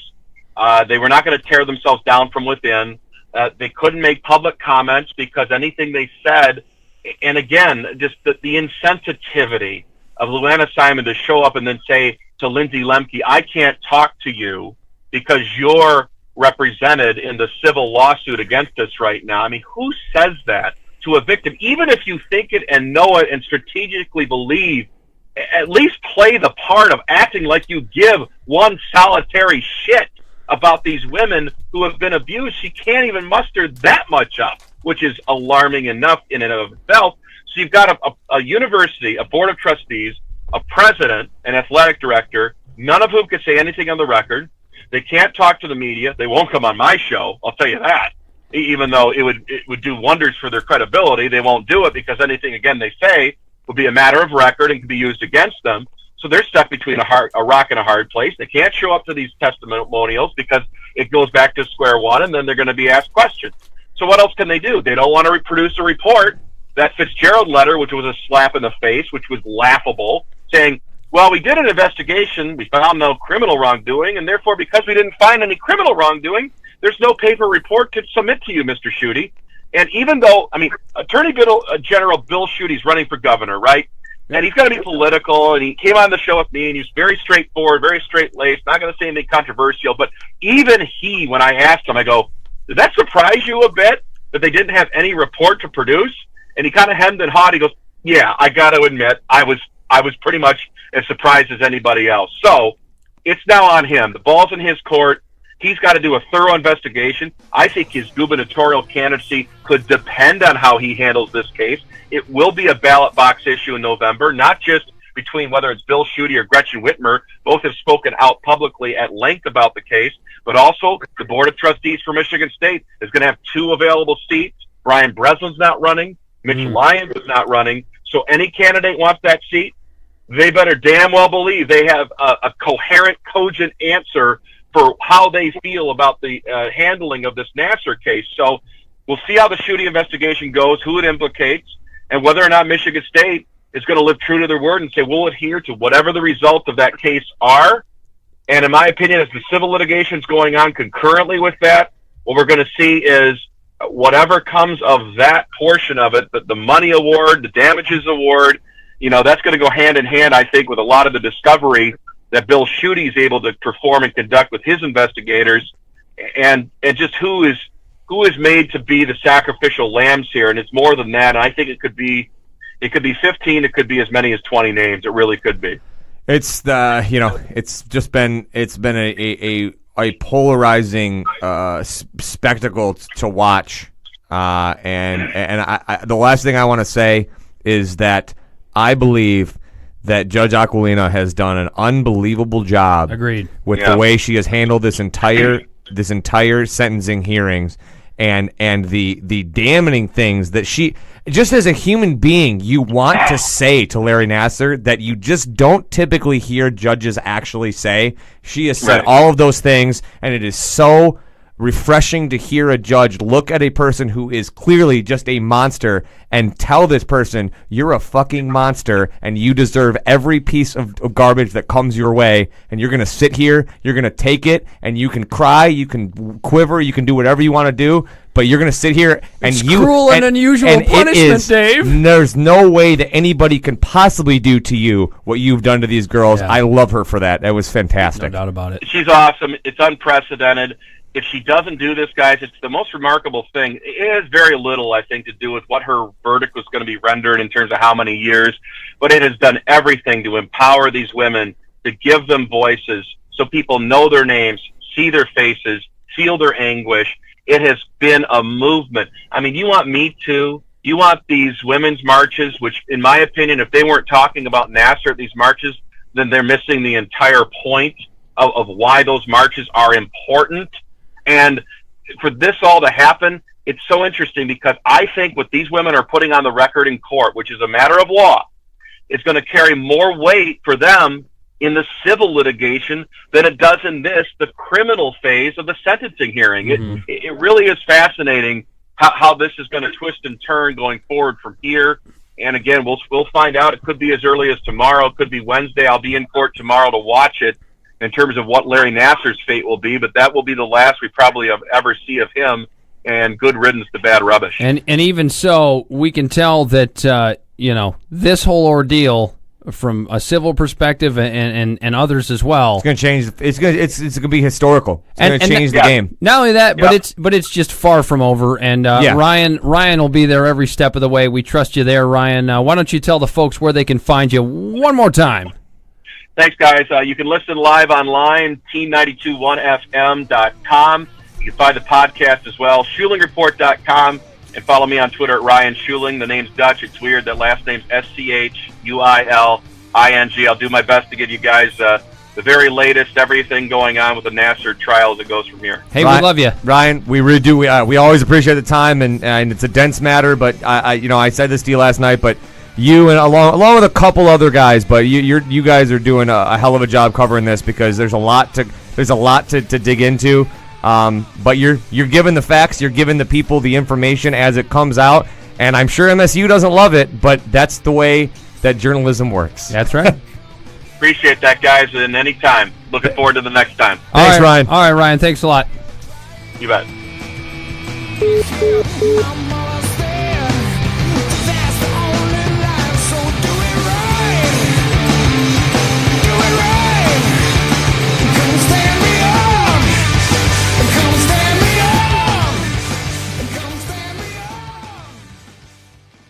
This is Darren McCarty, four-time Stanley Cup champion, Detroit Red Wings, Lemieux killer, Stanley Cup winning goal guy. You're listening to SportsRadioDetroit.com. Man, the old fastball sign makes for a real snug butt plug.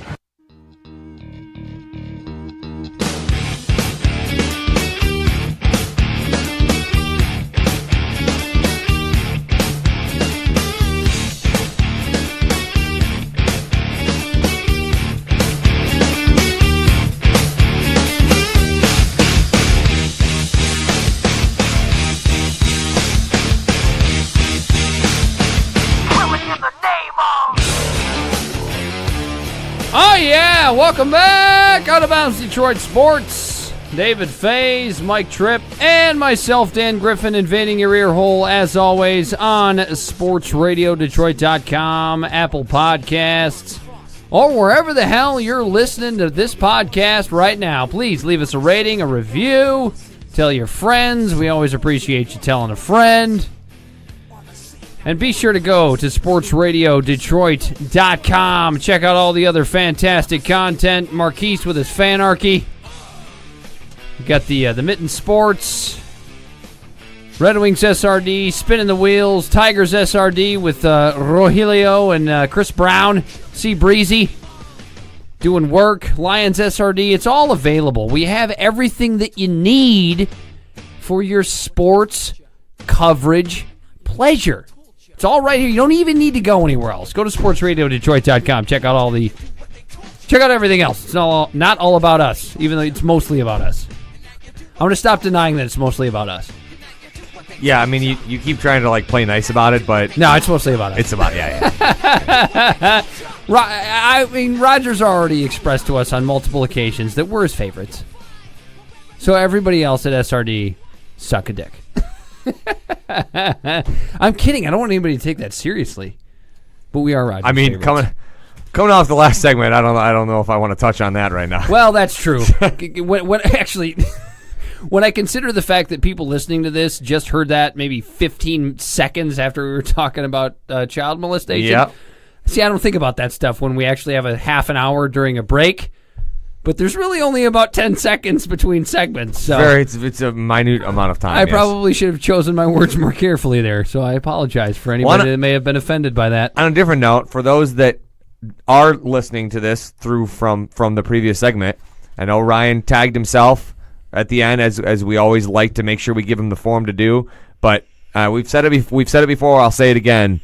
If you're not following Ryan, especially when it comes to what's going on right now with the Larry Nassar stuff, you're missing the boat. You Big are. time. You really are. And I kind of wanted to ask him how many enemies he was making over there in East Lansing, Because he's got to be making some enemies. I think you said that first. But I'm going to piggyback on that, and I'm going to steal it from you and say that I think Ryan Schuiling's making some enemies up there in East Lansing. When you pick no favorites, as you are supposed to do as an impartial journalist, that's part of, I believe that's part of a creed you should have as a journalist, and we all know that obviously all of them do not.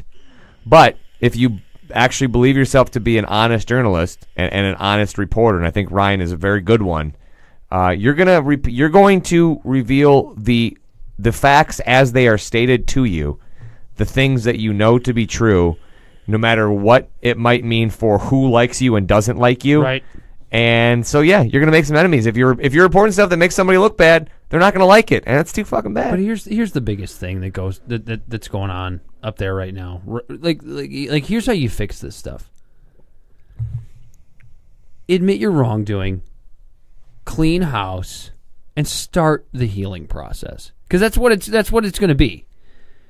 This is going to hurt for a long time, and it's not going to go away tomorrow. Mm-hmm. It's not going to go away next week. It's not going to go away next year. I mean, given the landscape of the way news operates in this fucking country these days, I mean, fucking Hawaii 2 weeks ago just had a false missile claim and everybody's already forgotten about it. So maybe that'll happen with this. I don't know. Dude, I heard information. This is not to totally change the tone, but this made you heard an information. This made me laugh. I heard some information that apparently during the 38 minutes between when the initial report came out that there was a missile on the way, and when it actually was announced, it was a false alarm. The way that they this made me laugh so much. The way that they projected how people reacted to it was by using the numbers off of Pornhub in Hawaii and how much it dipped or didn't dip. And so apparently Pornhub's flow of people in Hawaii, or traffic from Hawaii, dropped by 77%, which, by the way, is a hilarious number, because wouldn't you think if you were terrified that you're about to be blown up, it would drop by 100%? Exactly. But apparently there was 23% of people were like, it's not illegal, it's frowned upon, like masturbating on an airplane. 23% of people were still like, no, I'm still going to do this. Yeah, if I'm going to go out, I'm going to go out doing this. I mean, there are worse ways to go out. If you're going to get blown up by a missile, what are you going to do? I'm probably going to have some sexual pleasure, even if it's with just my hand. Whatever. I guess. Did I lose the spot again? What happened? No, you're good. Am I good? I can hear you. All right. Can you hear you? I can hear me. It sounded like the chain. Did it go down a little bit? A little bit, yeah. There it is. There you go. There we go. And then you're going to get back in the spot, and I'm going to have to turn you down. We have to pot you down on the pots. Well, that's what you call them. Yeah. I did smoke a little pot after we talked to Ryan. I had to come down off of the deep conversation. It's a tough topic. It's a tough subject, but it has to be discussed. And like we said at the very end of it, and we don't want to hark on it too much because we just had the last 45 minutes talking about it, rightfully so. But this case as it stands, and the way that this is being handled.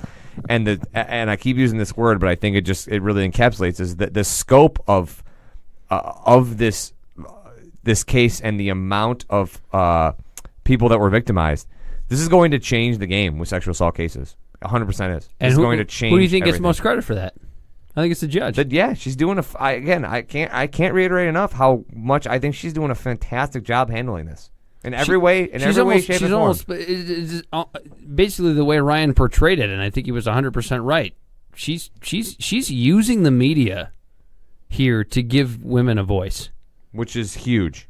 Yeah, and absolutely. I think it's perfect. Absolutely, I think it's great, and I know we've talked on this show before about other sexual assault issues, and we have? But we have, yes, the seriousness of the crime, along with the seriousness of the allegation, and I know that we've had some people that have listened to this show that haven't exactly liked my or yours or Jeff's or Mike's, whoever's opinion with regards to the accusation being as serious as the crime, but things like this I think it gives a voice to the right people. It gives a voice to the people that need that voice, and giving them that voice gives this a shot to be.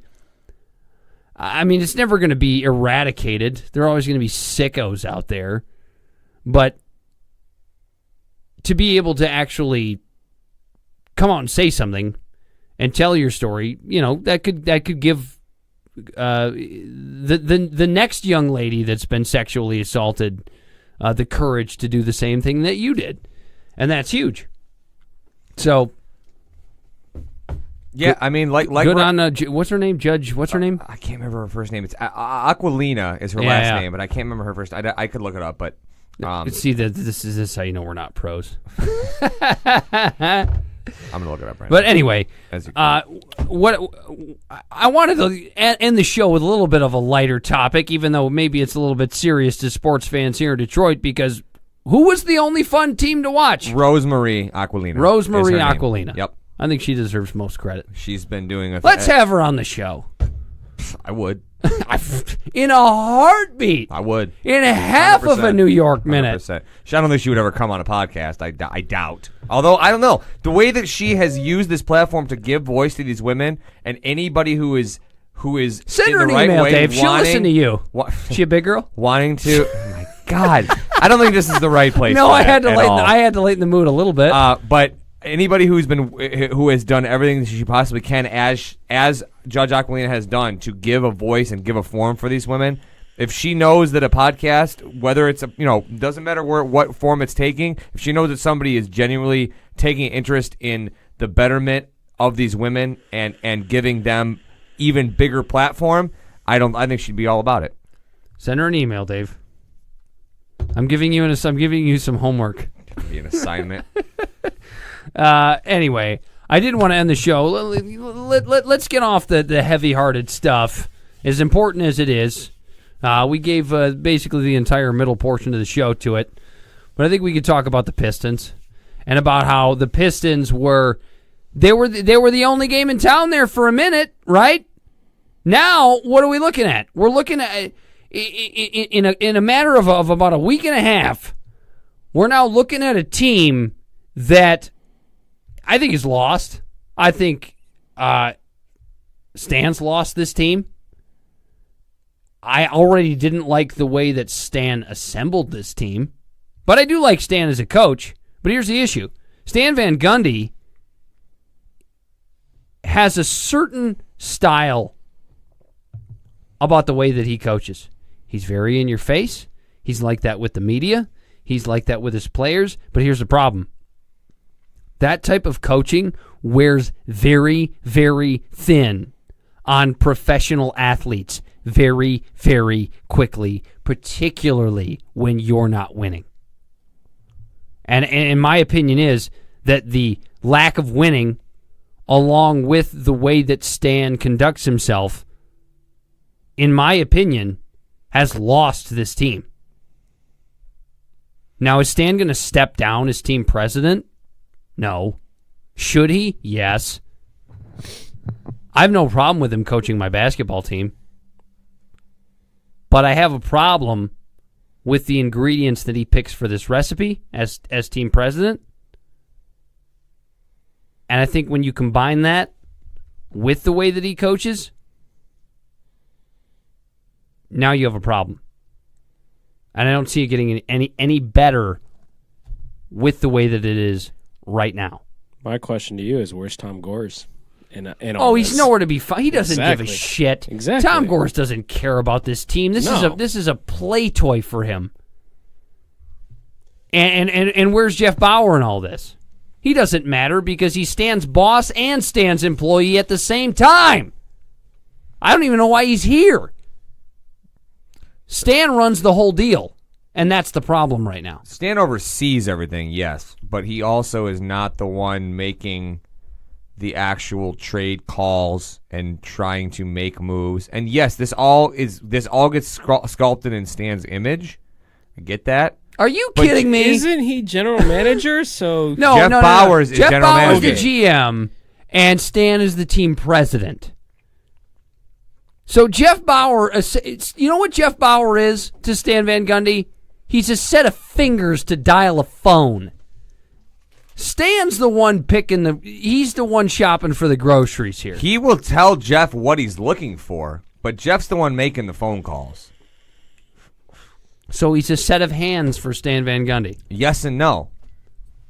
Stan's not looking at every I really don't think Stan Van Gundy is looking at every individual roster of every team and saying, like, I want you to make a phone call on this guy, and this guy. I don't think that's how the way it's going down. I think Jeff Bauer knows what generally in a player Stan Van Gundy is looking for. He's placing calls around the league to see the availability of different guys, and he creates certain trade opportunities, brings those to Stan and says, is this something that you'd be interested in? Is this something we should try to move forward in? And Stan will say yes or no. That's, I think, how the way this is working. So at the end of the day, is Stan the one getting the roster that he wants? Sure, because if Jeff Bauer comes to him with an opportunity for a trade that Stan doesn't think is a fit, he's going to say, no, we're good. I don't want that. I don't want that trade. So yes, Stan gets to make the final call. He's the president. That's the title he garnered himself. But Jeff Bauer's not just a Piston fans up on your feet. A number dialer, as you are so eloquently trying to put it. Well, I don't believe that at all. We have very different opinions on how this organization is operating then. Because I think Jeff Bauer is just a set of fingers. I don't think so at all. On a telephone, one of those old school retro. What are they? What are those office phones? What's the brand? I don't know. You never worked in an office. Neither did. Yes, I did. I worked in offices multiple times. Not the type of office with 900 cubicles that has a phone in each one. Yeah, what are you talking about? A conference phone? Yeah, what the fuck's... Who the fuck cares? This is the stupidest semantic argument ever. It doesn't make any difference. It doesn't make any fucking difference. What kind of phone is it?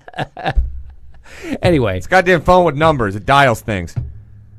Jeff Bauer's a button pusher, is what I think. Cool. You don't think so. I don't. Then but here's the thing. If Stan Van Gundy is the guy that is responsible for coaching the team and overseeing basketball operations, and Jeff Bauer's the guy in between Stan Van Gundy and Stan Van Gundy, how could Jeff Bauer not be just a button pusher? Because another part of there's a lot of things that go into being the president of the team. It's just such a weird dynamic. That like it's Stan's job to maintain the connection between the Grand Rapids Drive. That's on Stan, not on Jeff. That's Stan's thing, right? So that's another big thing. So he has to monitor what's going on with that team too. Now that team has its own GM technically. I was going to say it's not a big thing because nobody from the Grand Rapids Drive is ever going to play in the NBA for any long period of time. But anyway, except for Dwight Bikes. Actually, he wasn't on the Drive. They just signed him to a deal. But anyway, look, the G League. It stemmed from the struggles this team has had for the last 2 weeks has stemmed from Reggie Jackson going down. Ish Smith is I like Ish Smith. He is exactly the type of player that you would think that he is. He's not a starter. Never been a starter. Shouldn't be a starter. Won't ever be a starter on a good team, and he shouldn't be a starter right now. But they did not give themselves any options. And when Reggie went down, that's a huge... Look, he went down in a game against Indiana where he had 12 assists and 1 turnover when he got hurt.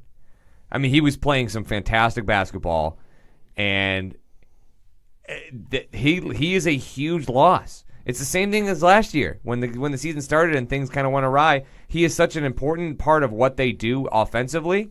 You don't have, and you have nobody on your roster that can replicate what Reggie does for you. But you just don't. Don't you see I agree with that. He's obviously a huge loss. And that's certainly contributing to the Pistons' woes. But you also can't run thing through Avery Bradley, by the way. That's a dead thing. That's a dead thing. No. Go ahead, say what you're going to say. Reggie Jackson's obviously a huge loss. Yeah. But what else I'm seeing with this team is just so much lackadaisical play. Complacency on defense. It's a body language issue. Yeah, and that's the thing, too. They're getting bombed in the first fucking quarter every time they step out onto the floor. And you're getting this idea from certain players on this roster that they just look like they don't care.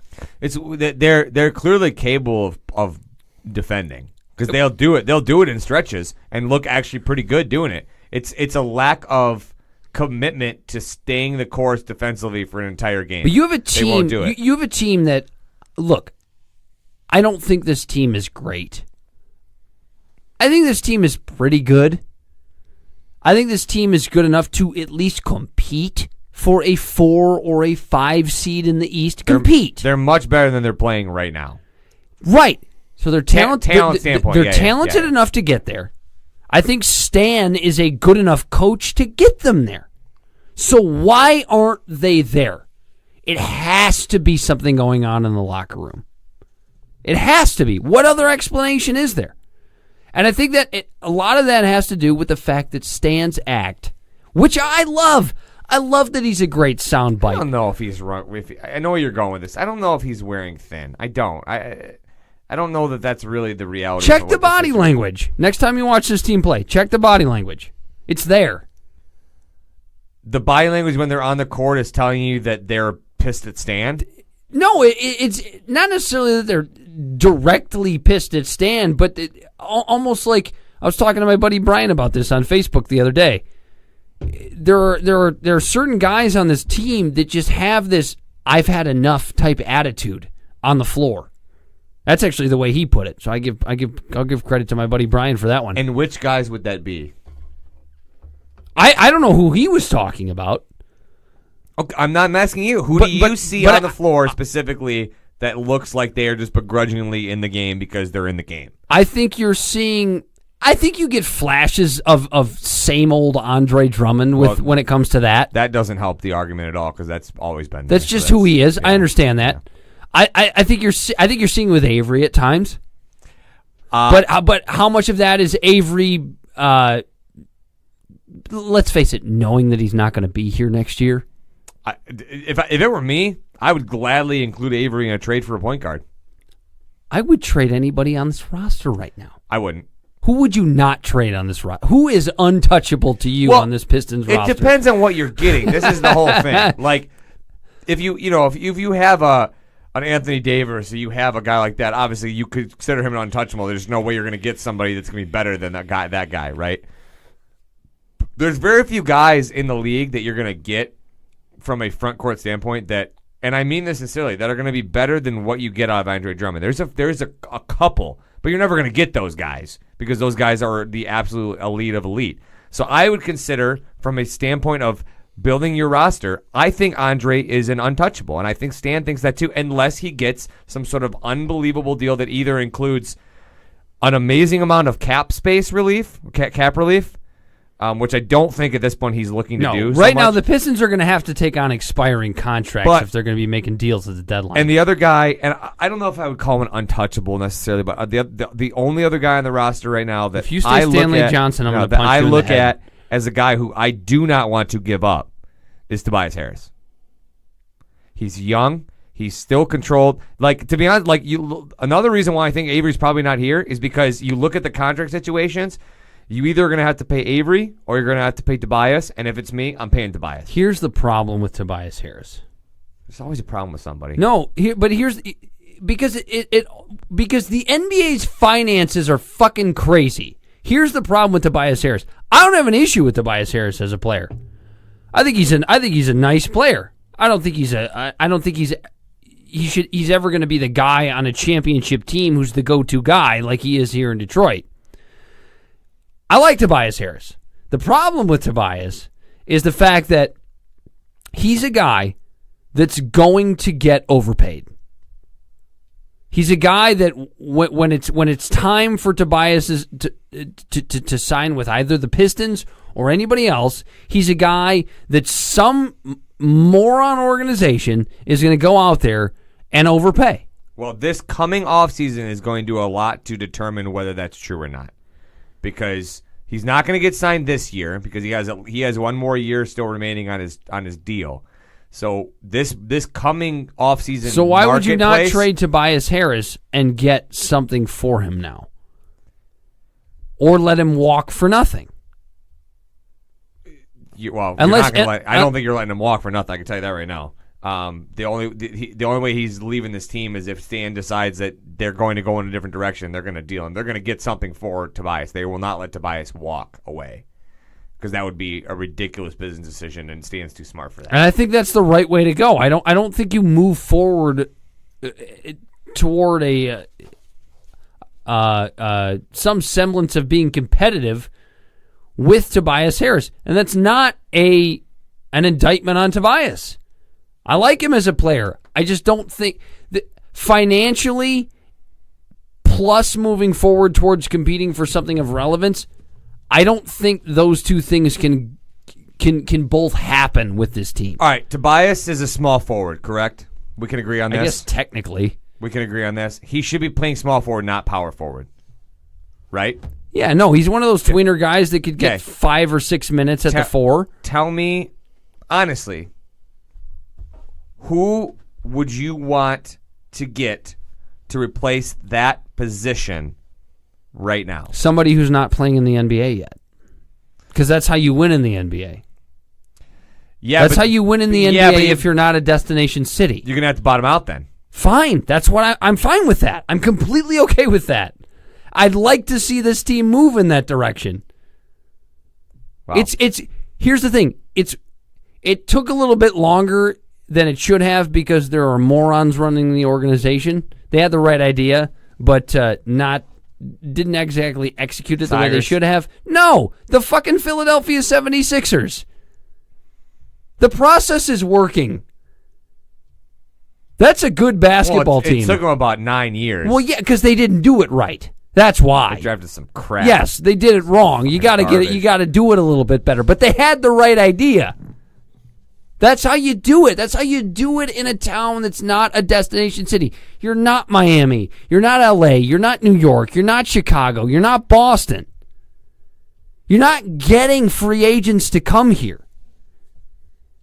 You trade these guys away. You can if you get the right collection of players already in your system and guys would want to play with that team. Yeah, you can get guys. But how do you do that? First, you have to do it through the draft. You have to get those guys that make those other guys want to play with those guys. Yeah, you got to draft some guys, sure. And the best way to do that is to suck and acquire expiring contracts and dump those players when you're done with them and acquire draft picks. Do what the Celtics did. Do what the Sixers did. That's how you win in the NBA, honestly, in today's NBA. And there's a lot of credit to Danny Ainge. The Celtics are a bit of an anomaly, to be honest. They've done some strange things. They didn't really... in a good way. They didn't really even bottom out, though. That's why they're such an anomaly. It was so...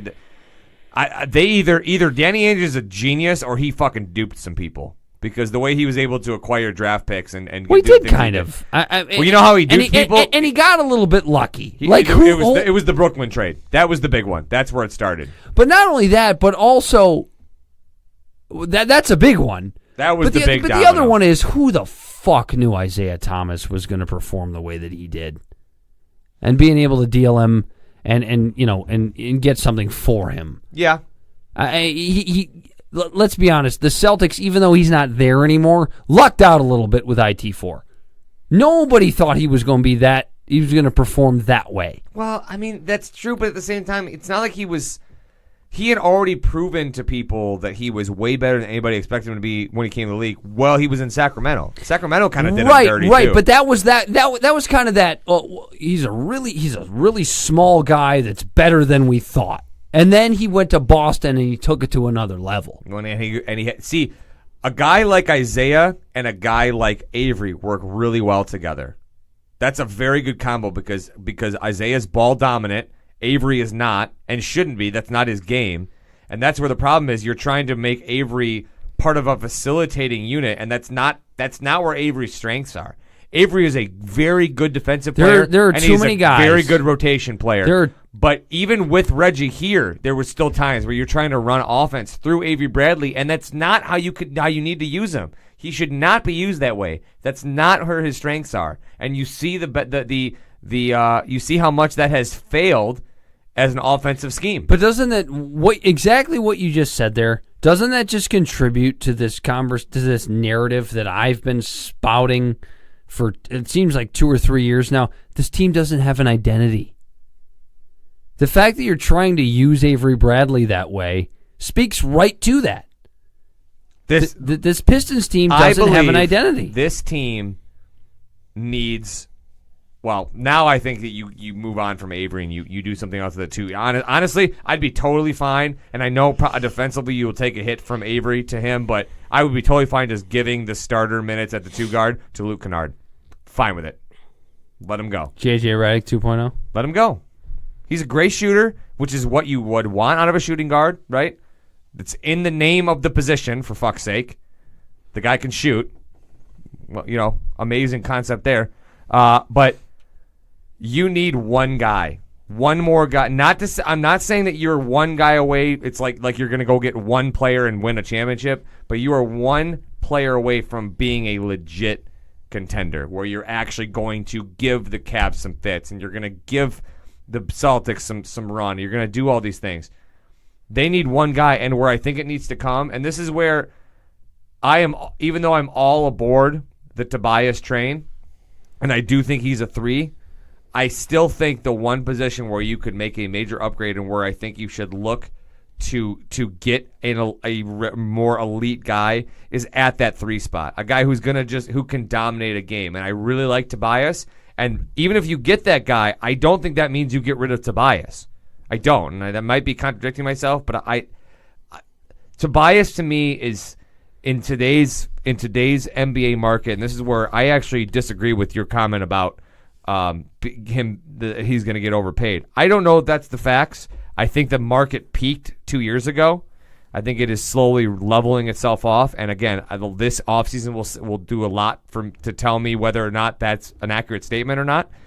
But I think Tobias is a guy whose value is so high for what his market is that it's stupid in today's landscape to throw a guy like that away. And I can tell you right now, if the Pistons decide to move on from Tobias, they will have no shortage of suitors that are going to come calling and saying, "Oh, we'll gladly take that guy," because he's a very good NBA player. So what are you waiting for then? What are you waiting for with the deadline coming up?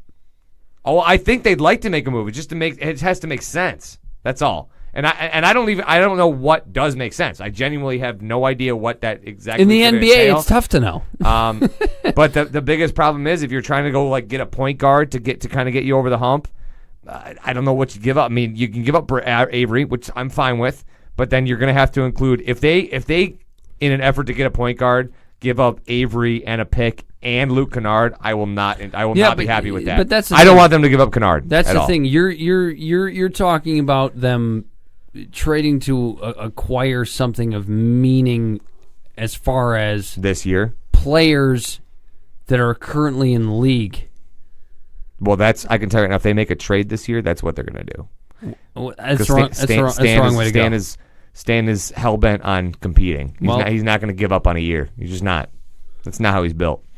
And that's fine for a coach, not fine for a team president when you don't understand how to win in your league. You have to know how to do that. I think Stan knows how to win in his league. As a coach, yes. Yes, he does. He's taken a team to an NBA Finals that had no business being there. I can tell you right now, because he's basically said it, as long as Stan Van Gundy is here, it doesn't mean they're going to continue to acquire bit guys necessarily, but as long as Stan Van Gundy is here, they are not going to bottom out because he does not believe in that concept. Well, then Stan will be out of a job shortly, and that's what it'll be. Stan will be out of a job when Stan wants to be out of a job. Well, that's true because Tom Gorse doesn't give a shit. That's the way it is. Oh, God. It's not getting any better in Detroit sports around here. How do we keep doing a show? I don't know. I don't give a shit about... It is getting better. The Lions are actually about to hire a competent coach. Imagine that. Yeah, but we don't know. There's no way to know. There's no way to know. We can all feel good about it, but we don't know. Let's be honest. We don't know. This is the most optimistic I've ever been about a Lions head coaching hire ever. In my lifetime. Including Mooch? Yes. Because I felt pretty good about Mooch. Well, there was a different time in football, and that was... But I'll be honest with you, when they got him, the West Coast offense was already kind of starting to work its way out of the league. That's fair. And that was his bread and butter. And we saw the effects of that didn't work that great. And I don't think Mooch is a bad coach, but he also didn't have a quarterback. He didn't. And you will also notice that Mooch saw his writing on the wall too, because after he left the Lions, or I should say got fired from the Lions, Mooch didn't coach again. Good for him. Got that analyst money. Good for easy gig. Yeah, that's an easy gig. He's doing all right. Yeah, he's doing fine. We've got to terminate this podcast. Another special thanks to Ryan Schuiling. 92.1 The Team in Lansing. You can hear him every day. It shows from 1 to 3, right? Is that? I can't remember. Yep. I should you're know correct. that. 1 to 3. Is it 1 to 3? 1 to 3. Okay. I hope you're right. I am right. Okay, good. I usually am. Hey, even if not, you can always download the podcast. The Schuiling Report. It's available on iTunes or wherever the hell you listen to podcasts. But listen to us first. I'm most right about my Pistons opinions, but that's neither here nor there. Yeah, whatever. We'll see when they win when they actually win something. I never claimed that was happening. This is I never just, said that. It's just a tough time to be a Detroit sports fan. I don't give a shit about the Super Bowl. I'm not. I don't think it's tough at all. You just got to be a realist and not get butthurt about things. It's not that difficult. If you want to see them win something, well, sure, but anybody just go on with your life. There's other things. Wow, that was very delightful of you, Dave. And I'm not even going to play the sounder because fuck it. Just get a life. These teams. What do these teams do for you? Besides make you spend all your money to go to the games and all the beer prices, it's just ridiculous. Nothing lately. No. Anyway, you've been listening to Out of Bounds Detroit Sports. David Faze, Mike Tripp, myself, Dan Griffin. Out of Bounds Detroit Sports, SportsRadioDetroit.com, and we are out of here.